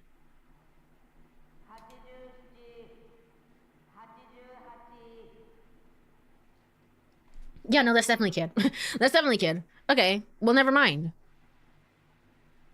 If it's Kid / Takashi, the secret third clone hiding somewhere in the academy, I'd watch the secret 16th student. The hell is this? What does that mean?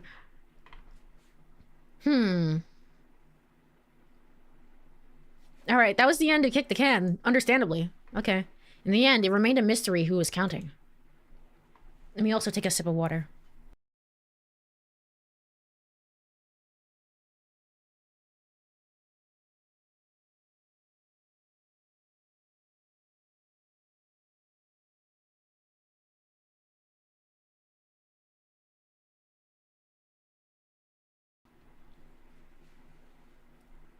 I'm more worried about the phantom voice that sounded like Kid to me. Yeah, it's definitely the same voice, Kid.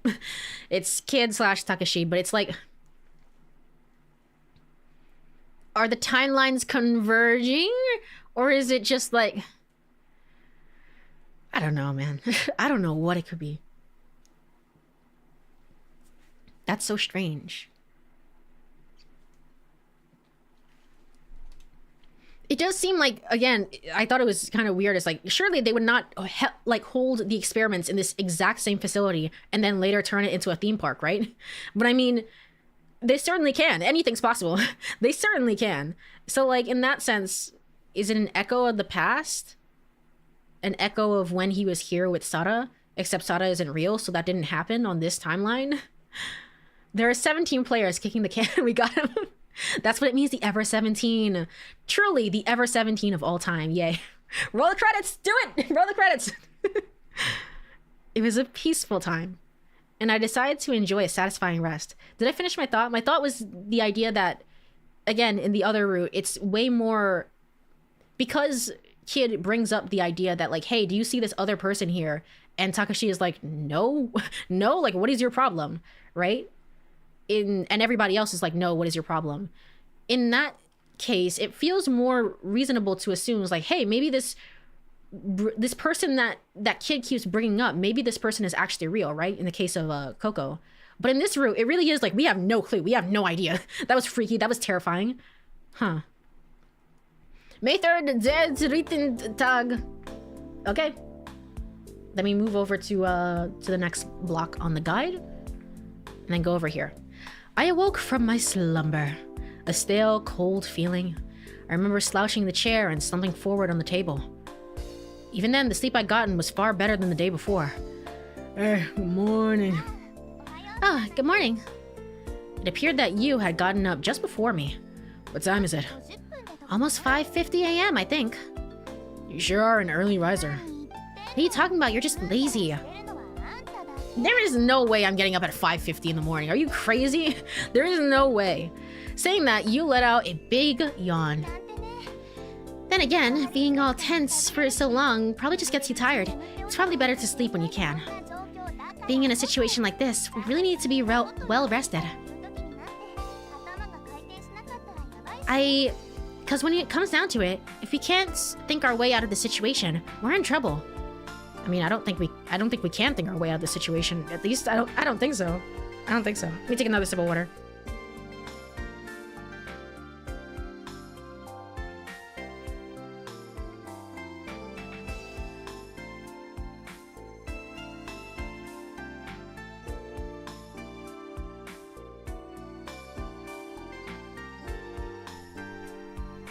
I start work at 5 a.m. That's rough. That's rough. I'm sorry. I don't think I could probably do that. I mean, I've like worked night shifts before, and that's like a different case, right? Where you're bound to a different schedule, and it's like, yeah. And so if you're doing like a very early morning shift, I think that's one thing as well. But like also, I just hate waking up. If I have to, it's one thing if I'm going to sleep between the hours of like 4 a.m. to 8 a.m. generally. It's another thing entirely if I am waking up during those hours. Well, let's say 4 to 5. It's another thing entirely if I'm waking up during those hours. I kind of hate that, to be honest. I hate it. Who chooses to get up at 5 when you don't need to? That is true. I mean, if you're trying to keep a schedule, right, in line with work, then at that point you would just keep the schedule. It's like, yeah, whatever. I'm not gonna mess it up too much. You might sleep in for a few hours, but it's like, I'm not gonna mess it up too much. In that case, it's like, yeah, that makes sense. Wake up at 4 a.m. to get ready. It's like, that's rough. I don't think I could. I mean, I did at one point, I guess, technically. I shouldn't be surprised. It's like, I did at one point, but like, it wasn't, it's not that I hated it, but you know, there's something about waking up at 4 a.m. specifically that's like, no, like 4 a.m. is I'm either sleeping at 4 a.m. or it's my prime brain hours, you know? So there is that. I get paid very, very, very well. Well, if that's good at the very least. If you're getting paid for it, like, very well, then it's like, yeah, I might as well. Dang, I said that yesterday. Yeah, I suppose you did. Dodging the subject, you laughed slightly. Hey, since you're up, why don't you wash your face? I might as well. Hey, you didn't write on my face again, did you? I instinctively rubbed my cheeks. Don't worry, I didn't write anything. I stood up slowly and checked my surroundings. Coco had arranged some chairs and created a makeshift bed. At the base of her pillow, Pee-Pee's neck was cocked to the side. It looked like he was sleeping too. I got up, squeezed by the sleeping Coco, and opened the door. Kid jump scare. Hey, buddy. Hey, demon ghost, what's up? Hey. Morning, kid. Hey, don't look so depressed, Takeshi. I'm still sleepy. Lots happened in the last couple of days. Are you worn out? I'm alright. I just need to freshen up, that's all. See ya. I headed to the nearest bathroom. The water covering the floor seeped into my shoes, which had only just finished drying. They get wet all over again. My socks got heavy and clung to my feet. Again, I don't think you should. I'd just take off the shoes, simply. I don't think it's like, I get there's like, it's a dire situation. It's like, what if there's something on the ground that gets stuck in your foot? But also I'm not doing it. It's something you can get used to if you really have to, but yeah, it's pretty miserable sometimes, and your circadian rhythm never totally gets used to it. Yeah, I think it's just for me, in my case, like during that time I would wake up at like,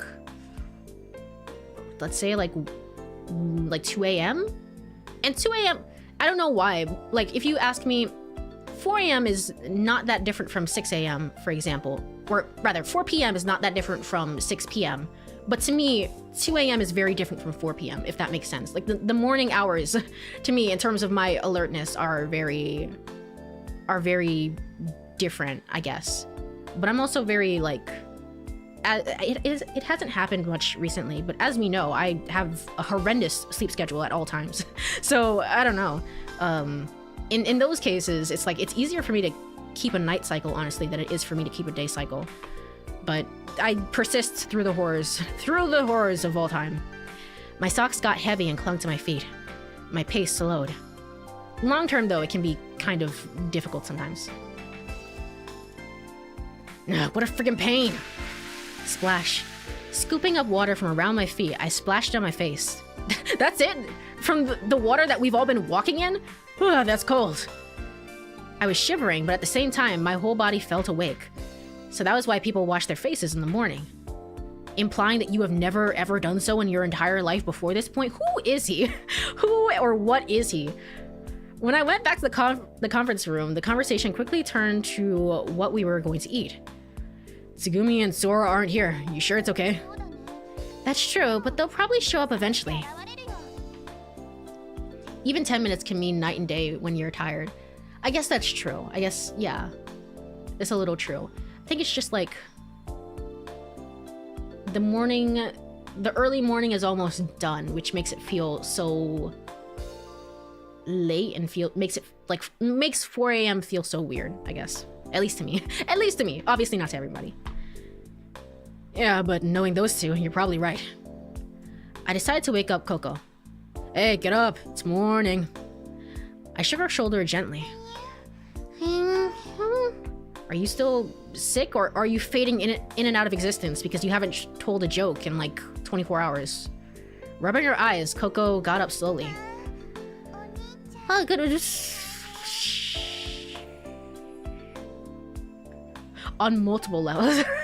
On multiple levels. No. No. Obviously because she's the Kurumi of this game, and like Kurumi was just like, yeah, you're my Oni-chan, and like whatever. It's like, okay, whatever. All right, sure. If you really want to call me that, sure, whatever. But also, why? What's happening? It feels you're just gaining more and more of her memories over time. By the end of this, will you really fade out of existence entirely? Oh, good morning, Oni-chan. Huh? Oni-chan? I see. You have a brother, Coco? But I'm not your brother. Oh, Oni-chan.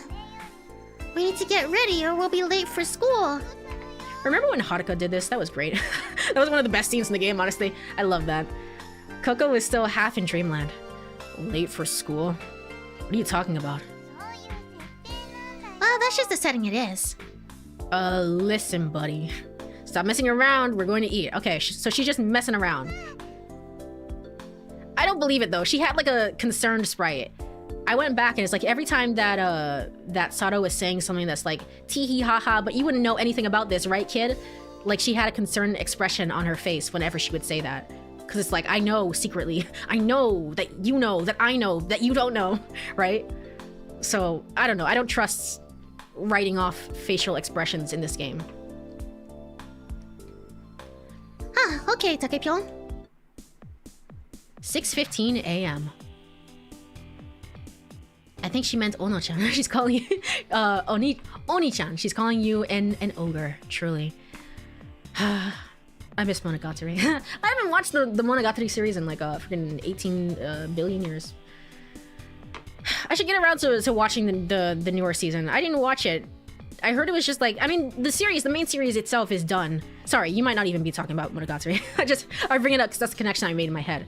But Monogatari series is like, it was good. It's just like at some point, I think after the basketball girly one, I kind of stopped watching, and then I never got back around to it. I have the movie on Blu-ray somewhere in existence, and I've never watched it. Very cool. I read the novel, but I've never watched it. Amazing. Everybody okay with hot dogs? Hot dogs? You know, I don't think I ever finished Monogatari. It is I mean, it's an extensive series, and I feel like it's told out of order. So it's like sometimes you're just like, Oh, and then when did this take place? I guess you could watch it in chronological order, but it's still very interesting. It wasn't a bad series. It was definitely out there, of course, but it's not it's not a bad series. That said, I don't think I would recommend any one Monogatari series, if that makes sense. I don't know. It's a difficult one to recommend. They have hot dogs here? Well, I found a few in the back of the fridge. Must have been on the stealth menu. I was relegated to cook duty again. Oh. Our room, I don't know how to speak. I'm so sorry. Vertigo. Thank you so much for the follow. Thank you so much for the follow. Welcome on into the growing group of star stuff within the galaxy. Thank you so much. Enjoy your stay. It stops being fun when random girls get the arcs. I mean,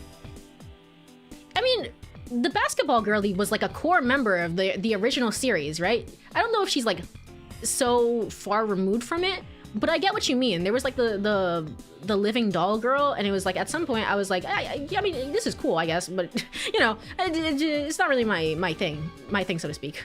So, but I get what you mean. It's like at some point it becomes too much to keep up with, and all the different things that are happening, especially if it's not told in order, which it isn't. So. Just Aram is fine, don't worry. All right, Aram it is. Thank you so much for joining. Welcome on in. Hey, Kuranari, are they done yet? Why do I have to be so hungry? My stomach is going to cave in. I'm going to become two-dimensional. You are two-dimensional. Did you know that? And float away on the wind. You just shut up already? As inside the kiosk that I've been made to look like a submarine. Sausages was sizzling in a frying pan. They sold sub sandwiches there, so I guess the exterior of the place was a sorry play on that. Why am I thinking about stupid things like that? In a little while, the place started to smell great. I carefully placed the sausage in the toasted, lightly buttered hot dog buns. Alright, whoever wants to eat, get in line. I'm first. You can eat? You can't do that. You're not real. You've never once had anything to drink or eat, or right? Well, we've never seen you eat or drink. But Sada was the one who was eating. She did eat her food. Oh, well, here you go. Thank you. Help yourself to ketchup and mustard. Oh, I like one too. Hey, wait in line. The next person is me. She just takes Kid. She picks Kid up and just like throws him across the room. It's like, why did you do that? It's like, get out of my way. Get out of my way. That's probably the things. That was probably the way things usually were at the shop. There might not have been any schedules as to when we might get out of Limu. But in the meantime, we'd stop thinking about the difficult and negative things. I'm not sure why, but you look like you're having fun. Who, me? You think so? Fun. I guess, maybe. I wiped the sweat caused by the heat of cooking from my face. She was just gaslighting you into thinking that she couldn't eat. Honestly, again, I think like there is something about Coco that is very like, I am aware of you, the person who is playing this game. I know what you're going to be thinking. I know at all given times. So I decided to make myself known in this timeline, and erase Sada is like very, very disturbing. Yeah, you look like you might even be enjoying your life here. I wonder how that'd feel. I guess it's kind of fun owning a stand all like this. Owning a stand. In the true end of the game, Takeshi is going to be owning his own stand. He's gonna be so happy about it. The kid stifled a laugh. Takepyon, you really do look like you work here. Hot dogs! Get your hot dogs! They're on the house! Why did I say it like that? Sorry, that wasn't a good line reading. Whatever. You don't think that maybe you could sold hot dogs in your past life? I don't know, ask Kid. Oh, shucks, dear customer, you're just saying that. No, I don't think he was a hot dog man. I think he was a sandwich man? Oh, come on, you. I suppose we were just happy to be eating hot food. We could worry about the details after our stomachs were full. For the time, we were just enjoying eating that simple meal. 6:30, 8 a.m. After spending some time laughing, the kid suddenly looked up at the ceiling. What's that? He blinked. His eyes were focused on the ceiling as if he had seen something. Hey, what's wrong? My curiosity piqued. I asked him, just look up at the ceiling. And then following his gaze, I looked up at the ceiling. But I couldn't see anything out of the ordinary. I wonder. So you can see her. I don't know what it was, but I swear I saw something. Why is she on the ceiling? Oh, I guess because of the space whale, the cosmic whale. Ooh, the cosmic whale. Saw something. Like what? Well, I didn't really see it. I just have a bad feeling about the second floor somewhere. What the heck are you talking about? I feel like we should check that floor one more time. Oh, no. You said something like this. Yeah, you said something like this last time. His eyes looked upward again, and he started mumbling incoherently. Concerned, I shook his shoulder. And then he snapped out of it. Don't worry about it. If something's up, Sora would warn us about it, right? Yeah, you're right, but still. Looks like I'm not the only one who's tired. Then Tsugumi appeared out of nowhere. What just happened? Everyone was eating hot dogs. Hey, I've got one for you here. Tsugumi took it without saying anything. I could hear the sound of her taking the hot dog out of its wrapper. And I watched her motions carefully. I swallowed, watching her. Oh, did you put the stuff in her food? Tsugumi placed the wrapper on the counter. Slowly, with the ketchup in her right hand and the mustard in her left, she squeezed the tubes. Their contents gushed out. Hey, Tsugumi! What? The hot dog was entirely covered in red and yellow. You eat that much mustard and it'll kill you! Really? Tsugumi bit into the hot dog. Hey, is it spicy? I bet it's spicy. Not really. You're probably thinking, damn, I put on way too much, right? I don't really care. After that, she continued eating in silence. But I thought I'd seen a glimmer of her eyes slightly starting to tear up. Hey, don't strain yourself. I'm not, I've finished. Ugh. Hey, where'd you go this morning? Hey, you want another one? Genuinely, I don't know what the right answer is. Hey, where'd you go this morning? This feels like a meaningful question. I feel like I should ask this, but maybe she won't like that. The correct answer is to give her more food. Don't ask her about where she's been. Give her more food. Hey, you want another one? I can make one. No, thanks. You always just wolf down your food. I don't know, but there isn't much satisfaction in cooking for you. Besides, with all that ketchup and mustard on it, you probably can't even taste it. It doesn't matter how it tastes. Of course it matters. I'm doing my best to show you how real cooking tastes. You just wait. I'll cook up a meal that'll wake up your taste buds. I've had enough to eat, okay? I'm full. Well, if you say so. Ooh. Suddenly, a low metallic sound reverberated throughout the complex. It was a dull, muffled sound. What was that? This whole place just shook a little. Tsugumi's eyes darted around as if searching for something. Moments later, the kid and Coco, who had both been resting in another room, appeared. Hey, kid, what was that? I don't know.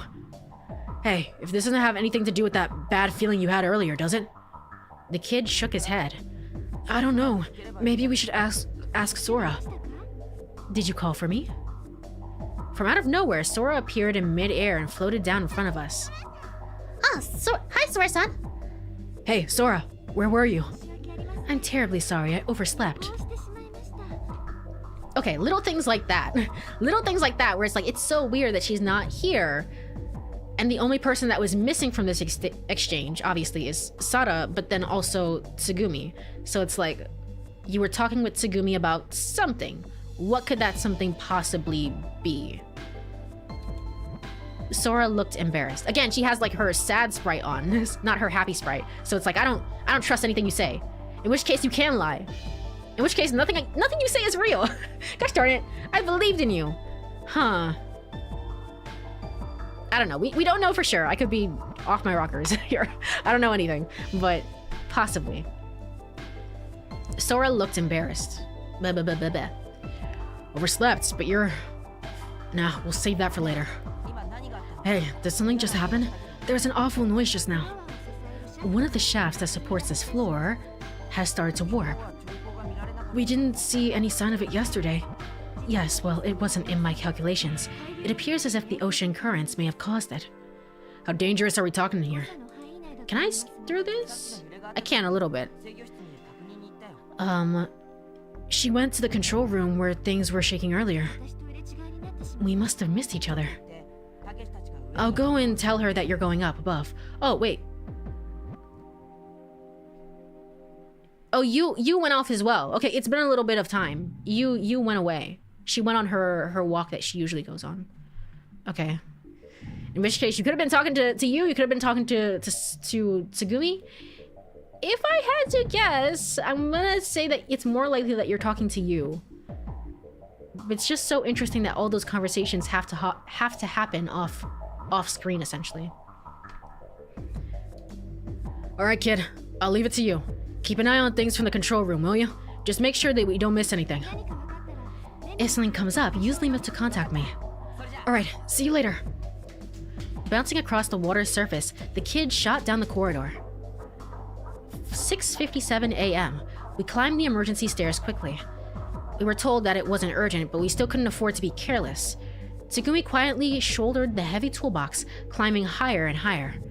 Coco and Pipi followed right behind her. By the way, Sora. I asked Sora, who was gliding alongside me, something that had been on my mind. Yes, Kurenai-san, what is it? Is this the Schrodinger's cat thing? You mentioned you'd overslept earlier. Yes, I'm sorry. Sora's face won a deep shade of red. Or is it something that... I mean, if she's not lying, then is it something that Yu is messing with her system a little bit, so she actually doesn't even know that something is going on behind the scenes, essentially? Possibly. Actually, there was some routine maintenance on one of the servers where my data is stored. It initiated automatically this morning. It appears that it took some time for the return processing. I was a little too optimistic for the preliminary check. I'm terribly sorry. So that's what it was. I laughed for some reason. What? Did I say something amusing? Sora was confused.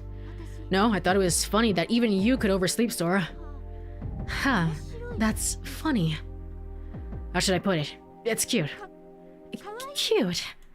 Yeah. Oversleeping in is cute. That does not compute. It's okay. You just have to watch a bunch of anime and you'll I don't know, you'll understand it. Sora's eyes went round. I mean, I don't get it, but it's an anime trope. It's an anime thing. Maybe it was because that particular use of the word wasn't in her database. I've caused all of you such trouble. Hey, nobody's angry. Don't let it bother you. Everybody knows you're working hard. Yes, thank you. Although Sora looked somewhat puzzled, her cheeks seemed to glow with joy. For some reason, I found that amusing too. Really, is it cute? I thought it was a charmingly innocent reaction. I suppose it was the kind of thing you'd call cute. We finally arrived at Zuiderstock. Looking around the floor, everything seemed normal, but we could hear a hissing sound coming in somewhere. We walked toward the sound. Watching people sleep can be cute at sometimes, knowing that they're clumsy enough to sleep in. I guess. I mean, like, definitely if you're like... I guess, like, the idea of, like, watching somebody sleep who you're, like, comfortable with, right? If it's like, oh, they're sleeping. They're sleeping, right? But... I guess, like, the idea of being, like, clumsy enough to sleep in, I don't know. I don't know. I'm the one sleeping in. I don't think it's a good quality to have. I don't find it cute. So that's me. That's my opinion. We walked toward the sound, but I guess to each their own. Everyone's different. Yesterday, everything was fine here. Why do you think something would go wrong all of a sudden? Well, everything doesn't always go according to plan. Is it because everyone was bouncing so much? Coco said that casually. Huh? You guys were making such a fuss. It probably threw Limu off its axis. I don't think so.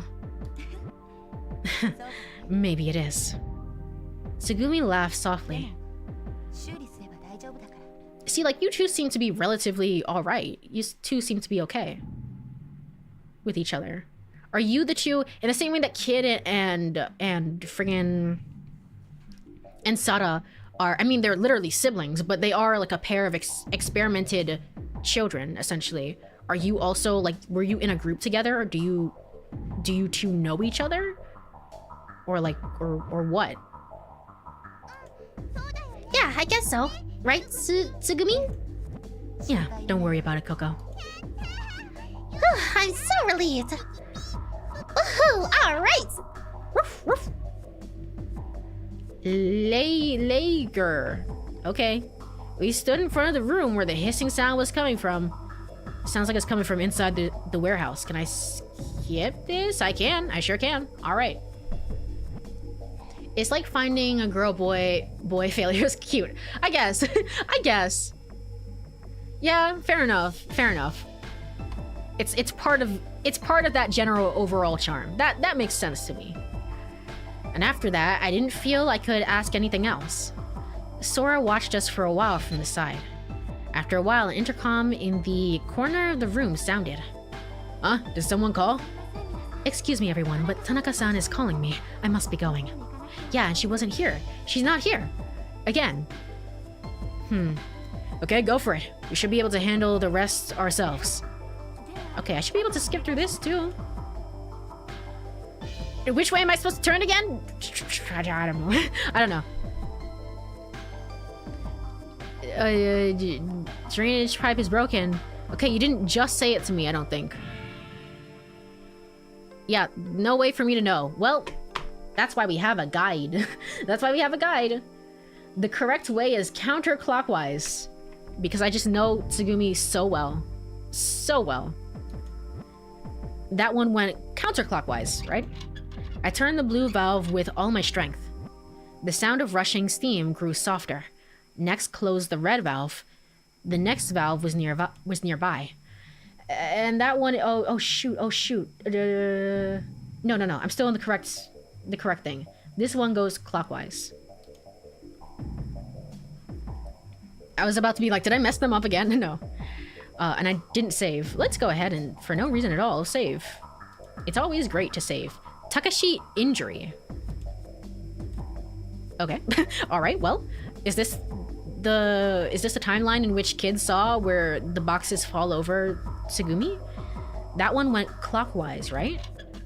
I turned the red valve. The strength of the steam blowing from the pipe weakened. Alright, that does it. Okay. Coco, just hold on a little longer. That was... Sorry. Coco, just hold on a little longer. Okay. Holding up her left hand to shield her face. It was time for a break, and I didn't realize it. Hold on. Hold on. We're gonna go to break. Alright, if you're here, stretch, get some water. Sorry, I'll be right back in like, I don't know, 3 or so minutes. See you then.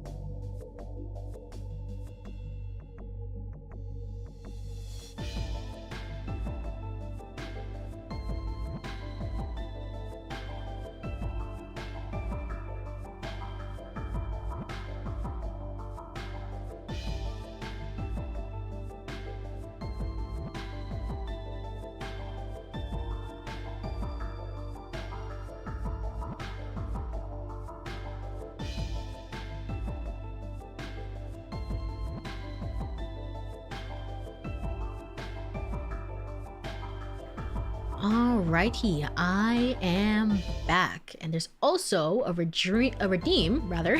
Sorry about that. There's a redeem for a hydrate. Let me go ahead and do that right now.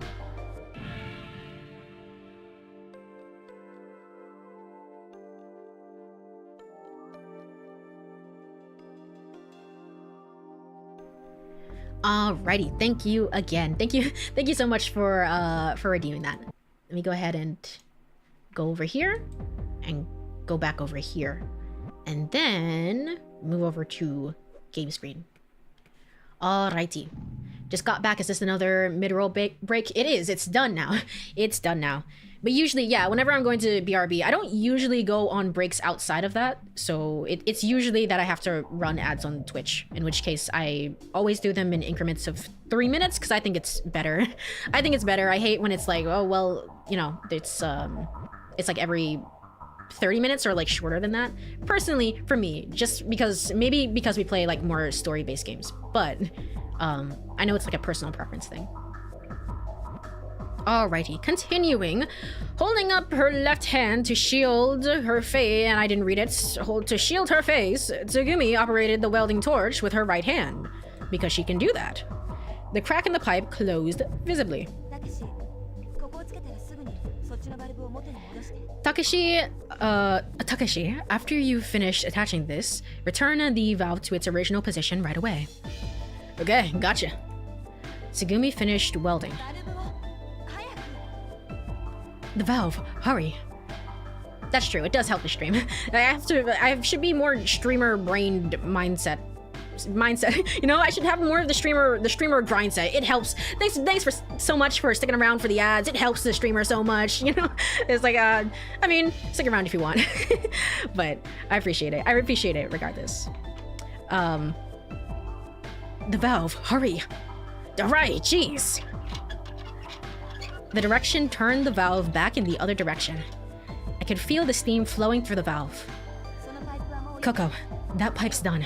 Go on to the next one. Okay, where is it?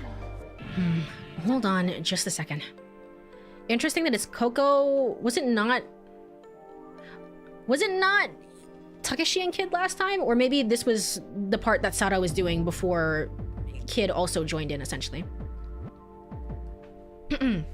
The water underfoot still hadn't gone down at all and was swirling like a whirlpool.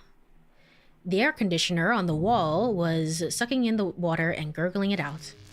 It appeared to also been shorted out. I could see blue-white sparks jumping out around inside. That sounds terrifying, let me just say that. I hope it doesn't shock me. I was starting to get a little scared. Crack. Ugh. The air conditioner made an awful sound. And all of a sudden, muddy water started overflowing from the exhaust vent. The area around my legs was quickly getting grimy. The drainage was starting to backflow, so be careful.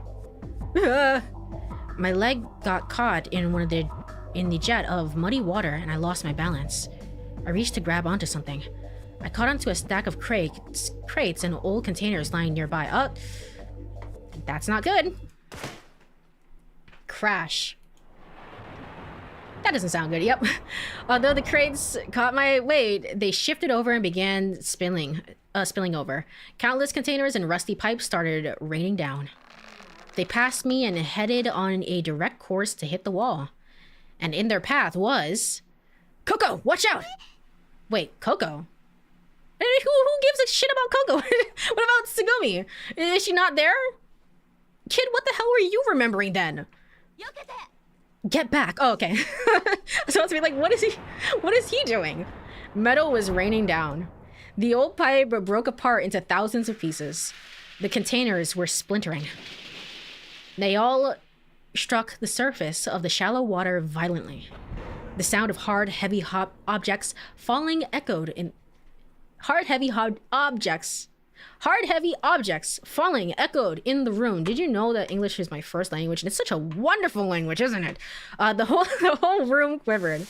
A few pipes along the wall had ruptured and were spewing out water.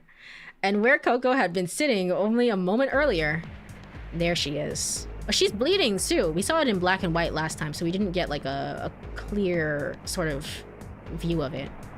Oh no! Oh no. Huh. Tsugumi lay there, fallen over. Is it like, is the pipe like going through her like foot or something, her leg or something? That would be pretty bad. I don't think so. Maybe just like it scraped her hand. Coco looked around at the spectacle and hugged Pee-Pee to herself tightly, her hands trembling. Just before the metallic objects had crashed down on Coco's back, Tsugumi had thrust her out of the way. She protected her while risking her own life. Tsugumi! A metal shard had dug deeply in Tsugumi's right thigh. Ooh, that's bad. That's bad. And it didn't look like she could move. Is this the metal shard? This is not a metal shard per se. This is a pipe. This is a pipe. This is pretty bad. Steam was pouring out of the burst pipes surrounding us, and the drainage pump, not doing its job, continued belching out muddy water in large quantities. I guess I messed up. Tsugumi grimaced and clasped her thigh tightly. She was losing a lot of blood. The murky water was getting redder by the moment. Hey, you okay? I was about to say, like, Takashi, what's up, buddy? It's like, could you imagine seeing someone just like on the ground, like dying? It's like, so like, are you okay? Or like, it's like, do I look okay to you? Always asking stupid questions. Stop laughing. I'm gonna go get that stuff off you. Just wait. I hurried through the water to Tsugumi and tried to lift the metal off of her. But no matter how hard I tried, the heavy chunk wouldn't budge. Do we have a secret bionic child within the vicinity at any point in time? Is a robot within the room with us right now? Please, we need your assistance. Damn it. It looks like it's no use. In the meantime, the water level had risen from ankle to knee height. Tsugumi! Coco crawled over to get closer to Tsugumi. Get away from me. Stung by Tsugumi's cold words, Coco stiffened and stopped. Get out of here, Coco. You too, Takashi. Get out while you can. Is this a different facial sprite as well? I think it is, actually. Well, just in case. Just in case it is. Tis but a flesh wound. She can walk it off. Takashi probably. He really is just like, looks kind of bad, but, you know, it might be okay. It might be alright. Actually, JoJo Part 4, I need to get around to watching JoJo. At some point, eventually, I need to get around to watching JoJo and getting all the memes and references. Because it's not just you, it's like so many people as well that's just like, they speak in JoJo memes, and it's just like, I wish I understood. I wish I understood. I wish I had any inkling of understanding. All I know is that Steel Ball Run had one episode and then didn't, and then everybody was very angry. And Netflix was like, we hear your feedback. Okay, please don't kill us. Please don't murder us. You too, Takashi. You too, Takashi. Get out while you can. At this rate, this room's partitions won't last. You'll both die if you stay. So hurry. Is Kid still here, or did he never come back after going to look for you? Get out of here. Stupid idiots. You think I could just leave you? There's nothing you can do, right? I'm stuck here. And with this injury, you can't help me anyway. Shut up! I roared.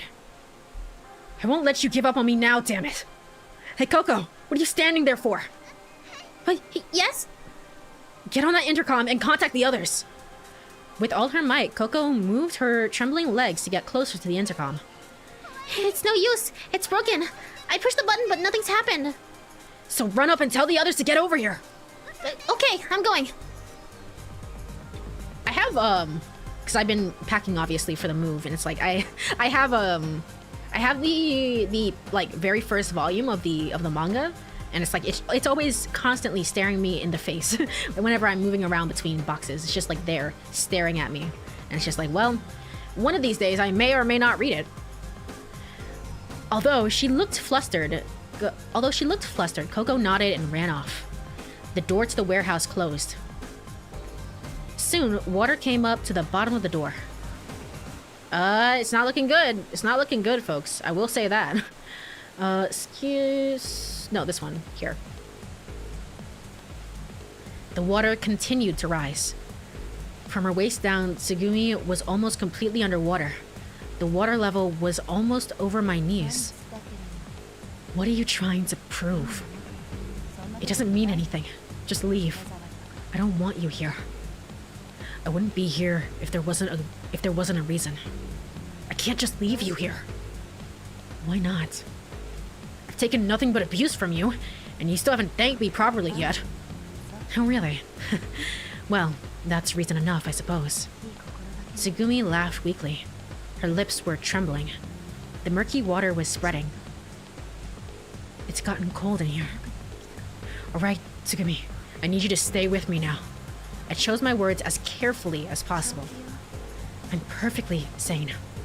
You'll be okay. The wound isn't that deep, so don't worry. You'll be okay. What makes you think that? You're the one who's crazy. I'm sorry. It's all my fault. I wasn't paying attention and I got you hurt. The water level was rising up to Tsugumi's head. A section of the partitioning had broken and seawater was rushing in. The water was ice cold and seemed like it would freeze us. The water volume increased mercilessly. Her face contorted with pain. In agony, she labored for breath. There wasn't any time. Making up my mind, I dove into the water. I couldn't open my eyes. All I could do was search for the bottom using my intuition. Damn it! Using all my strength, I heaved the large mass of metal sticking into Tsugumi's leg. Aided slightly by the buoyancy of the water, the metal hunk moved slightly. Tsugumi pulled her leg out at once. Alright, cool, we got her. We got her. Whew. I was like, to me, it feels like there's no way to get out of this. If Takashi really isn't strong enough to deal with this, it's like, what's gonna happen? Is kid about to show up and be like, I'm secretly super strong. You have no clue. You have no idea. But no. We were able to do it. I lifted my face out of the water, gulping greedily for air. The flooding wouldn't stop. The water level was already above my shoulders. You are such a stubborn idiot. Shut up. Just keep quiet. With her leg injured, there was no way Tsugumi could swim. Holding onto her, I headed for the exit. But the door was already underwater. Look, there's no way you can save me. I told you to keep quiet. There's gotta be another exit. I'll look for it. There's the room at the opposite end of the place. Is that possible? It'll be okay. We'll find a way out of this. There you go again, saying it'll be okay. You're so irresponsible. Why would you keep quiet? Would you keep quiet? I probably could have forced open the door if I had tried, but I probably would have put the second floor in danger of flooding. I searched desperately for an emergency exit. My legs wouldn't touch the floor. He's got the adrenaline boost or the main character energy. Either or. They're basically interchangeable at any given point in time. I guess you could also argue it's the power of love or something, but I mean, it's not particularly insanely romantic coded right now. It's just that they are trying to learn. He's trying to certainly learn more about her, and I'm guessing after this, it might be sort of reciprocated a little bit, which would be nice. You know, and before, this is actually Takashi's mother or something. I just, whatever. Gosh darn it. My legs wouldn't touch the floor. I could hardly breathe. I was at my limit. There's a ladder. In the corner of the room, there's a ladder. We can use it to get to the emergency passage. We're gonna make it, Tsugumi. I swam with all of my might to get to the ladder. With Tsugumi draped over my back, I climbed up the ladder. I opened the flood hatch at the end of the ladder and pushed Tsugumi through. Okay, so actually a different thing altogether. All right, fair enough. This is my favorite route for various seasons. For various reasons even. This scene is one of them. I definitely get the vibe that Tsugumi is the most popular, and I can right now I'm getting like, I like this idea. She is a tsundere, right? She is definitely a tsundere. And like, I like the idea that it's like, she's pushing people away, not because she's just tsundere, but that she has some trauma of like possibly experimentation or like whatever past that she has going on. It hasn't been good for her, and that's why she's acting the way that she does. But it's very interesting to see and learn more about her in different scenarios, such as the previous scene. Going up immediately behind her, I quickly shut the hatch. The sound of the flood faded away, but there wasn't time to rest. Tsugumi was still losing blood. I took her up on my back and began to run. Damn, which way should I go? A dead end in the passage totally had me lost. Kuranari-san. Sora appeared in front of me. Sora, Tsugumi is... I know. I heard everything from Koko-chan. Bring her to the infirmary immediately. Tanaka-san is currently preparing to treat her. Alright, I'm on my way. Now which way do I go? Return back along this passage, go down the stairs to the right, and take the standard passage to... Okay. Tsugumi! It's okay, it's gonna be okay! Tsugumi groaned painfully from her place on my back. Even if she thought it was irresponsible of me, I couldn't bring myself to tell her it's no use, it's too late. As long as I even had a little hope, I didn't want to throw it away. Well, she is a well-written tsundere rather than a tropey tsundere. Yeah, right. And I mean, it does still depend, I guess, on her reason. I might get to the end of this and be like, well, that freaking sucked. That sucked ass, and I hate her now. But like, I don't get that vibe from her. At least of what we've seen so far, right? I don't get that vibe from her at all. I think she definitely has her reasons. Tsunderes are certainly very popular, especially if they have reasons for their soon. Yeah, it's not my personal favorite trope or anything, but it's like I can get the appeal behind it. Someone who's like so guarded, and it's like I was able to learn more about this person because I don't know, I guess I put in the effort or something. I don't know. I don't know the exact reason behind it, but it's I can see the appeal in it. I actually don't like tsunderes in general, so Tsugumi is exceptional for me. I see. Being Tsugumi is suffering, putting up with Takeshi's terrible cooking and getting stabbed while drowning in an underwater amusement park. It truly is. She's just not having a very good week, huh? She's just like, gosh darn it, I'd be stuck down here with you people. In this place of all places, which may or may not be the same exact facility, apparently, but whatever. Yeah, I only like the trope if it's done well, otherwise it's really annoying. Right, exactly. I burst into the infirmary. I set the injured Tsugumi down on the bed. Is it gonna be the exact same one-to-one sprite that we got for Sada? She lost so much blood. We had to take emergency measures immediately. Hey, what are we gonna do? Get out of the way!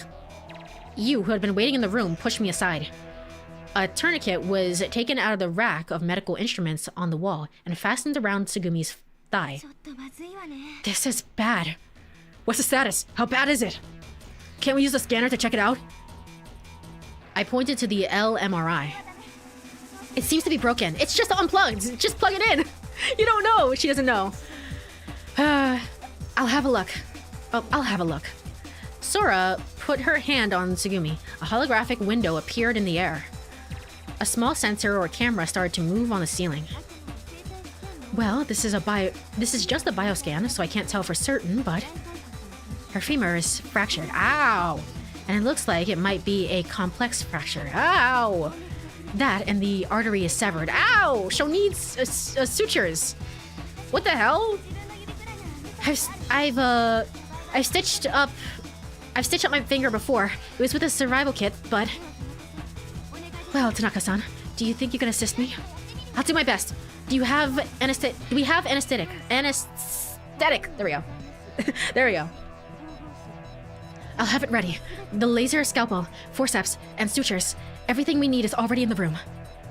Sora moved the electric wagon and used its robotic arm to gather the necessary surgical tools. You flipped up Tsugumi's skirt and started wiping off the blood. Kuranari! Don't stand there, you're in the way! You pointed angrily at the exit. Yeah, sorry. Take care of her, okay? Leave it to me. You looked determined to show us all what she was capable of. Yay! A severed a severed artery while also being underwater for an extended period of time. Shouldn't she also need a blood transfusion? I would imagine so like I don't know. I'm not a doctor. I'm not a doctor, but like that sounds pretty bad. It sounds pretty awful if I'm being quite real. Great, getting such from an intern at a theme park. True, but like she seems like she has some knowledge. She made it sound like she doesn't have any knowledge, but like I don't know. If you ask me, it looks like she's going to college for some sort of nursing program. If you really asked me, could be a hunch, could be completely wrong, but that's just how it feels to me. That is straight awful. This is way worse than Sada. Remember when freaking Sada drowned and everyone was like, it's no use, we just have to give up. And the only reason she lived was because of friggin' kid. I don't know. I don't trust you to be in there, but I guess Sora is there. Maybe it will help. Maybe it will also help, possibly. I'm not sure if they specified that the artery was torn, but from the oh, sorry. One moment. Interesting. Why does it not? Oh, whatever. That's not my problem. That's not my problem. Sorry, streaming things. Anyway, I'm not sure if they specified the artery was torn. From the CGI, I assume that it's the femoral artery. And fun fact, if that thing bleeds out fully for 20 seconds, you're actually just outright dead. Yeah, it's because there are certain, I mean, I guess that is the artery that I was thinking of. There's certain arteries in the leg, right? That it's like, this is a very important one. This is a very important one. Be careful of it, you know? Whereas other places in the body, it might not be as well, I don't want to say as critical. An artery is an artery, you know? But you know what I mean. She got that online grade from TV. Yeah, exactly. She did. She should have long since bled out. I guess so. Don't worry about that. Don't worry about it. As soon as I left the tense atmosphere of the emergency room, my fatigue hit me, and I wanted a sip of water because my voice is slightly dying.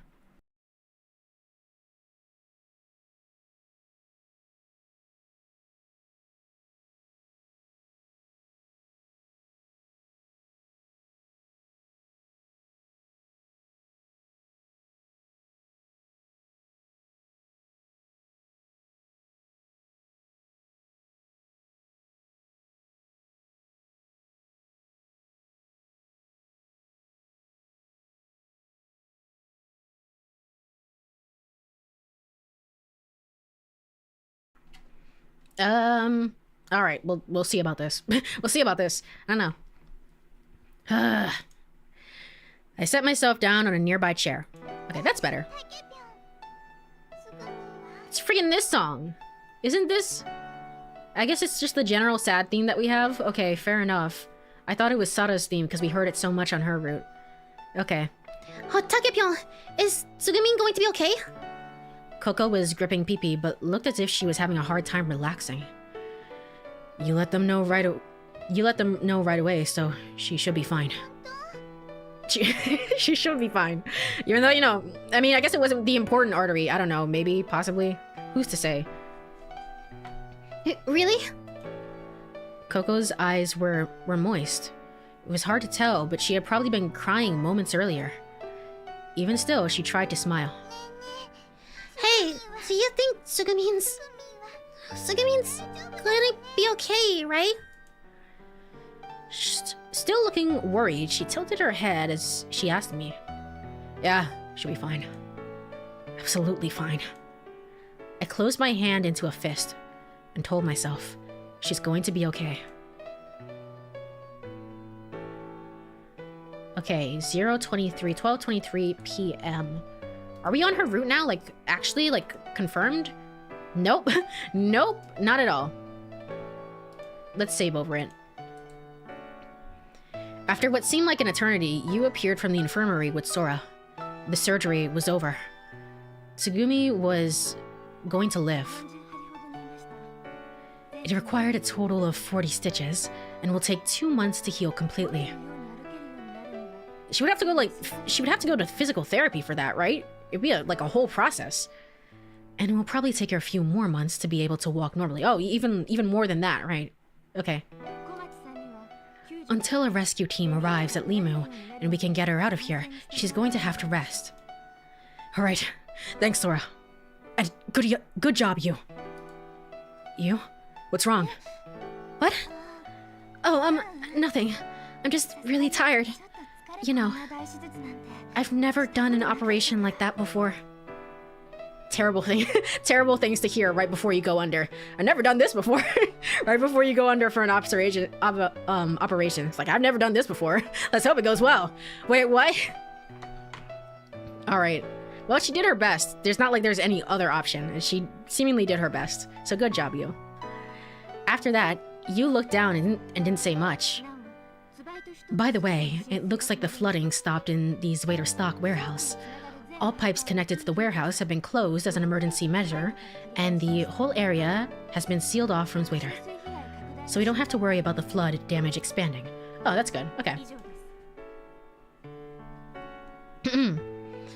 That's it then. That's it then. Alright.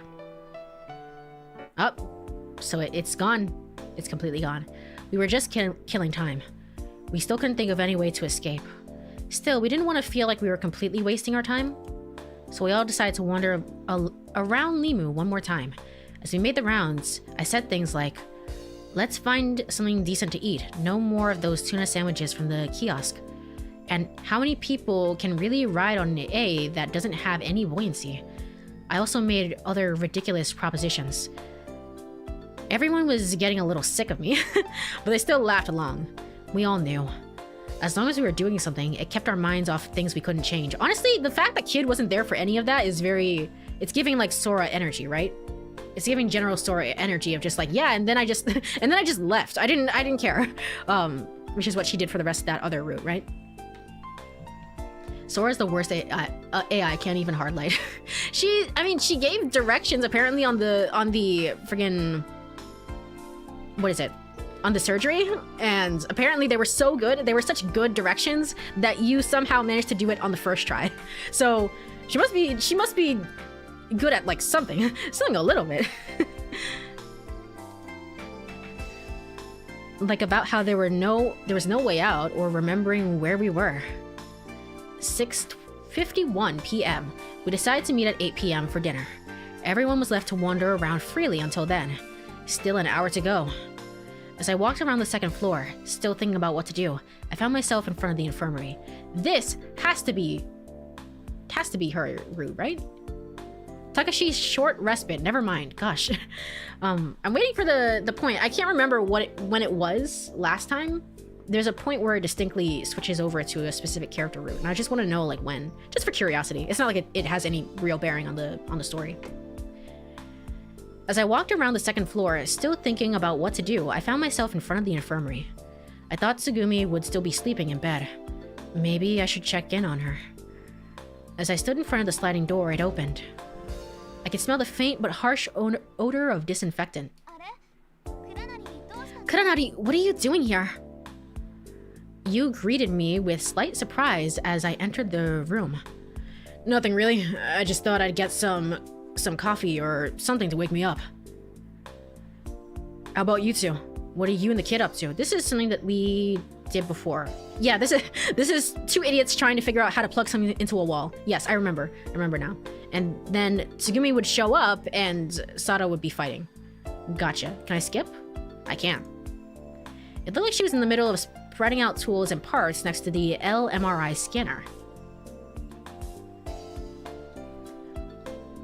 Never played or seen it before. It's, I guess this game would still be considered pretty niche. Definitely, it's weird. Uchikoshi, I guess, is still like a relatively niche writer overall, I guess. Because it's like anime, anime games in general, I guess. But Danganronpa still, if you compare like Kodaka, Danganronpa still has like more widespread appeal, I would think. Even though Zero Escape was pretty popular, right? Even if that's the case. So, not everyone has heard about, like, either Somnium Files or Zero Escape, and definitely not this game. Definitely not this game, and definitely not, like, henceforth, honestly, because the Steam ports that are currently up are such ass, to be honest. They're so, I don't, the freaking just like slap an AI filter on there, just upscale it, just like who cares, who gives a shit. It's just like, it's not my favorite. Even beyond like the story changes, right? It's just like, it's not the best port of the game, and that's unfortunate, I feel like, because it deserves a little bit better. The kid was crouched down by the scanner as well, looking at what appeared to be pages of data. Never mind, you're not doing the thing that I thought you were going to do. Oh no, never mind, you are doing the thing that I think you were going to do. Just plug it into the wall. All right. Wow, and the kid's helping. You got it. He's much more helpful than he looks. He's really quick at reading blueprints. Sometimes that happens, where the kid will be strangely good at something. I wonder why that is. That's what I'd like to know. You have ideas? Nope, not a clue.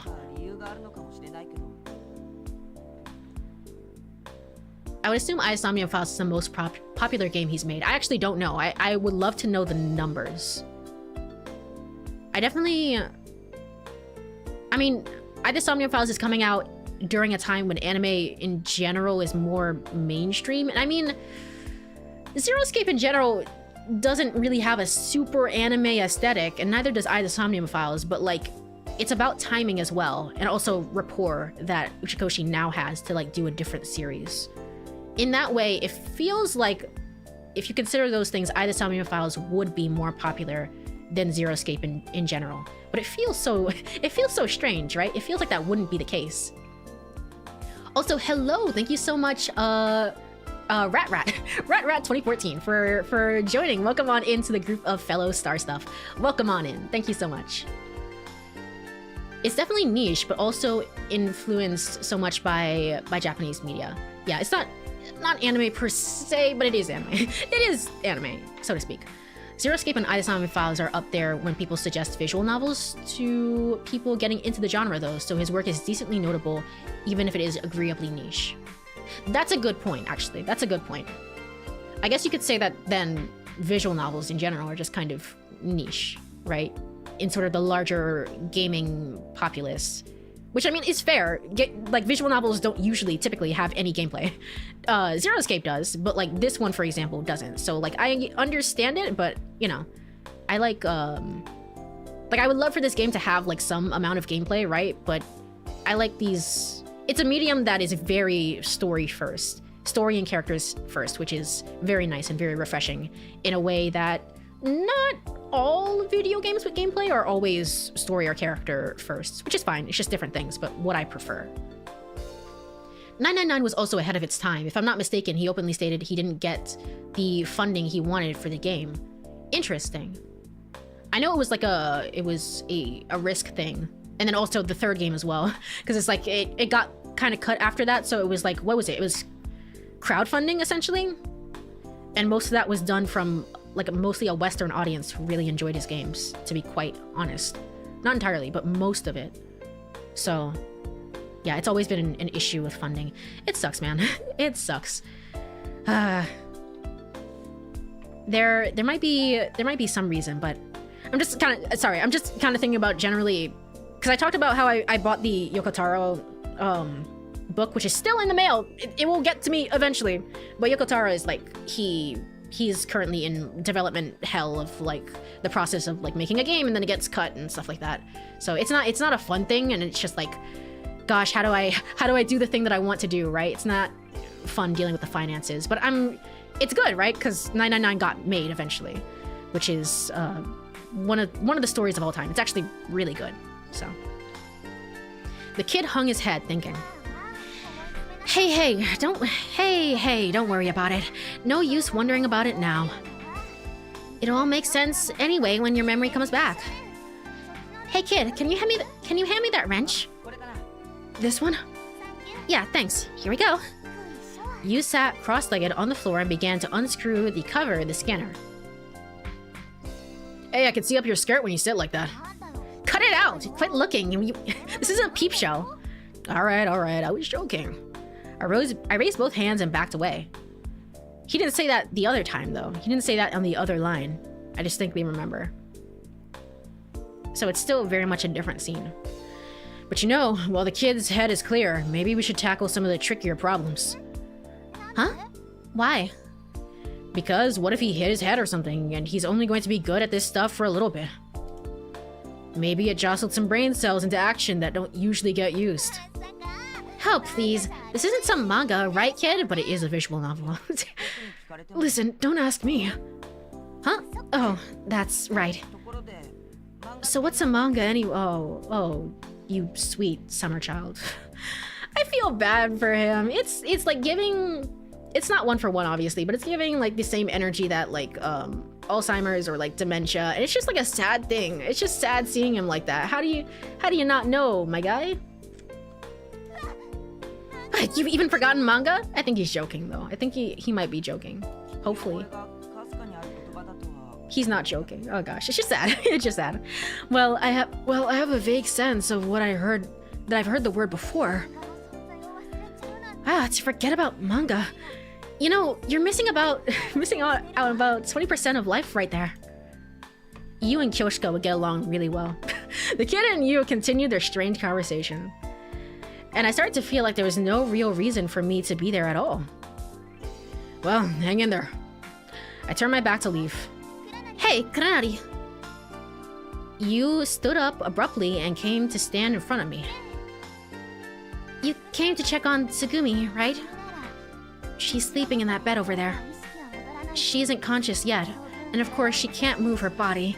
She really just needs to rest. You was speaking slowly, her eyes downcast. For some reason, her expression hardened. And it's not that I'm so sure of it myself, but still, I've done my very best for her. I can't guarantee that she will, but I want her to get better. So we'll just... I know you, and I'm really grateful for what you've done. I look her straight in the eyes. If you hadn't done the surgery, Tsugumi wouldn't have made it.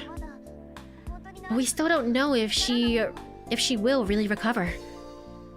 You worry too much. What, don't trust yourself? No. I'm not a trained doctor or anything. I don't think that Tsugumi will give up so... I don't think that Tsugumi will give up so easily. She'll pull through, I know it. She'll be just like she was before in no time and giving me a hard time as usual. I guess so. Actually, I'm starting to feel the same way. She gave me a small smile. Well then, I'm off to see that mean-spirited girl's face. So, fix that scanner, okay? Just leave it to me. You plopped down again, and she and the kid began grappling with a coverless scanner. I went toward the bed in the back. Oh. Dang, you have the whole, like, cast set up as well? What the heck? It's kind of sad. It's a little sad, yeah. I think the kid needs a new brain. Just start over. Honestly, if he's a clone, if he's a clone, then you could just start over. Just make the Takashi from scratch again. Just do it. What's the worst that could happen? It's sad, but if you think of it like he's going to enjoy his favorite shows, movies, and games for the first time again, he might be the one coming out ahead. True! I want to do that with 13 Sentinels. I want to do that with 13 Sentinels. That'd be nice. I guess. A little bit. It's kind of nice, though. Actually, I watched a movie recently. It was like, and I had seen the movie before, and I was like, I've seen this movie? It's like, it's so strange. It's like, I was wondering, is my memory finally starting to go? It's like, I've definitely seen this movie before, but I don't remember anything about it. And then I got to the end of it, and I was like, that's why I don't remember it. Because it's such garbage that my brain was like, you don't need to remember this. I'm telling you, this is trash. But for the good things, if you could forget that, that would be nice. Tsugumi was stretched out peacefully.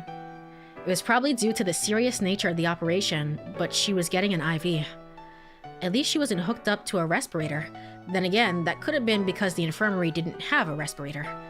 Thankfully, she didn't look like she was in pain. She was sleeping so serenely. I could almost believe that she would recover quickly. Kid wasn't in that scene. In the scene, does anyone actually know? This is something I'm actually asking. In the scene in which the boxes fell over and Tsugumi got stuck, the people in the room were Tsugumi and Takeshi and Coco, and Kid wasn't actually there. Except on the other timeline, Kid somehow had a premonition of like, yeah, this is supposed to happen, right? I'm not entirely sure, but I think that's what happened. But if anyone knows, feel free to correct me on that. It's ambiguous a lot of the time who's where. I see. Okay, so it's never 100% confirmed. Who's to say, really? Gotcha. Remember, the person who didn't know the machine wasn't plugged in also did her first surgery just now. Yeah. Don't tell her. We'll say that Sora grew a body and did the surgery herself. It'll be fine. Don't tell her that you did it. I remembered how she dragged me behind her as she ran through the aquarium. How tough she was. So much stamina. She lay under a white blanket.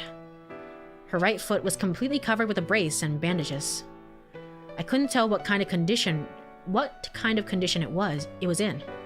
I realized something as I neared the bed. The scent of antiseptic that I had first recognized when I came into the room. It was still strong and harsh around the bed.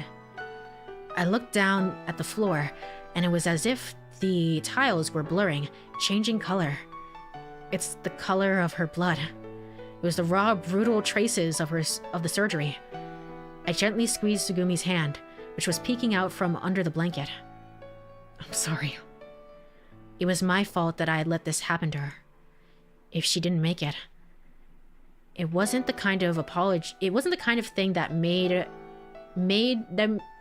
It wasn't the kind of thing made better by an apology. There we go. And if she did recover, what would I say to her face? It would only be natural for her to hit me or yell at me. So sorry. All I could do was repeat it over and over to Tsugumi, who couldn't even answer. Kunanari-san. Are you about to tell us that we're actually siblings? Don't do it, Sora, please. There was a voice behind me. Letting go of Tsugumi's hand, I quickly whirled around. Hey, Sora, what's up? Sora suddenly appeared behind me. It is unlikely that Komachi-san will wake up for a while. The anesthetic is still in effect. It is probably best to leave her alone right now. Yeah, I suppose you're right. So, Kuranari-san, are you free right now? Who, me? Yes, if it's alright, I would like to talk with you. Talk about what?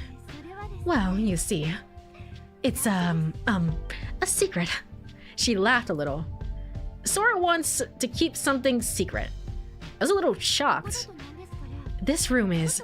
Why don't we go outside? Go. Don't go. Riveting. Riveting choices we have here. The correct choice is to don't go. Aw, but I wanted to go, honestly.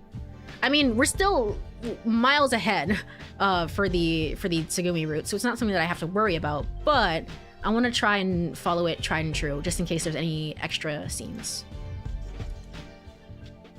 Let's go here, and we're not going to go. Actually, I just want to stay here a little bit longer, if you don't mind. I'm not on your route, so I don't give a shit. I don't care. It isn't often that you get to see Tsugumi being so still and docile. Really?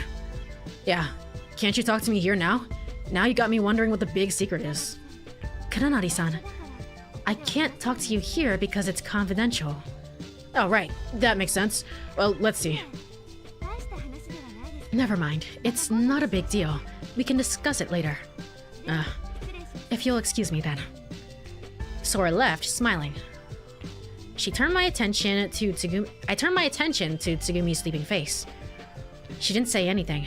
Of course, it was normal for Tsugumi not to talk about herself, but instead, she wasn't saying anything at all. I want to hear something as soon as possible. Anything, I didn't care. I just wanted to hear Tsugumi's voice again. I began to believe that I could bear even her harshest, most cutting words. What? I turned my head. Sure, I had been mistaken. The lift to the decompression chamber was moving on its own. Sure enough, it was moving. I ran over and peered into the square hole where the lift was. The lift had gone down, then stopped. That's strange. I pushed the button calling the lift and hopped in. I would go down to the decompression chamber. Sara? Sara doing weird ghost business? No one was in the room. Was the lift malfunctioning? I reached out my hand to push the button to take me back. In that second, something crossed the line of... In that second, something crossed my line of vision.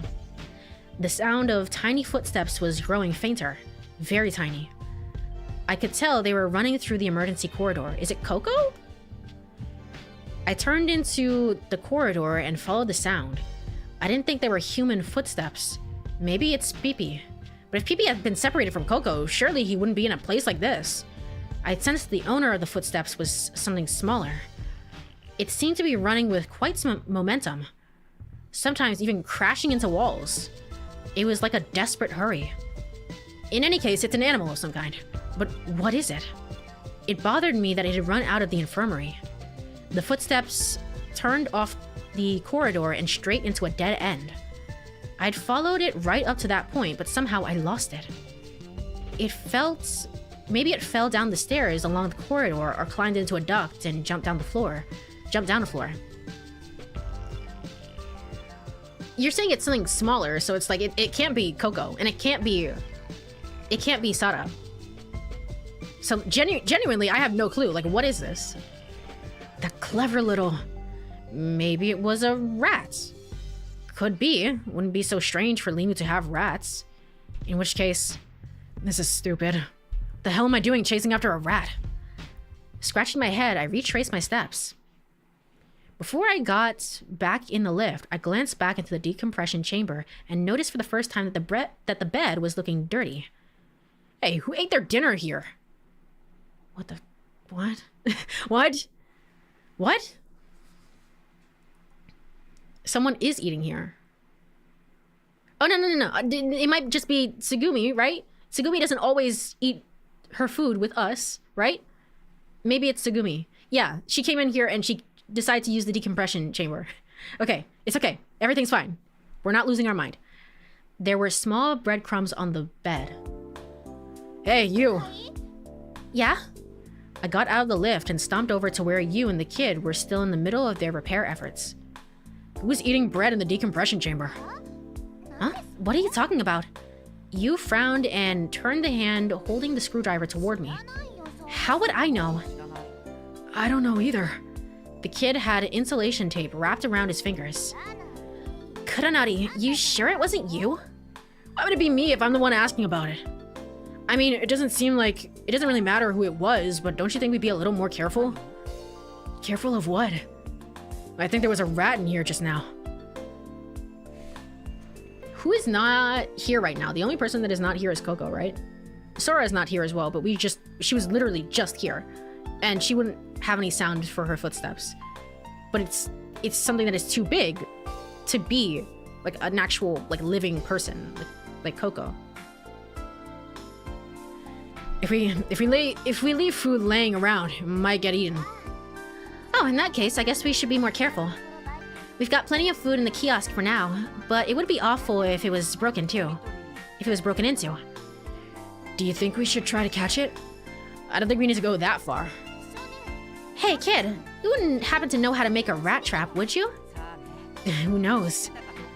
I don't really know if I know how or not. The kid laughed and shrugged his shoulders exaggeratedly. 8:37 p.m. We met at the tuna sandwich stand and ate as scheduled. In the end, I didn't fix anything for dinner.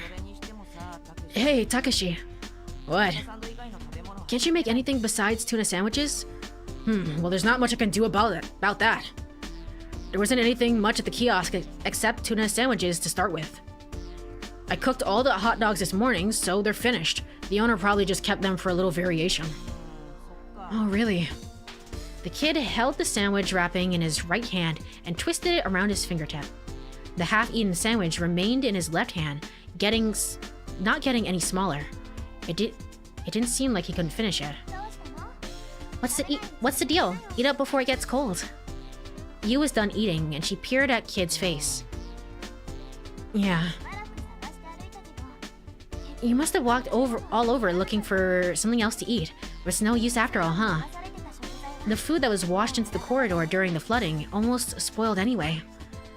But that's okay, because we've got more stuff to make tuna sandwiches that you could...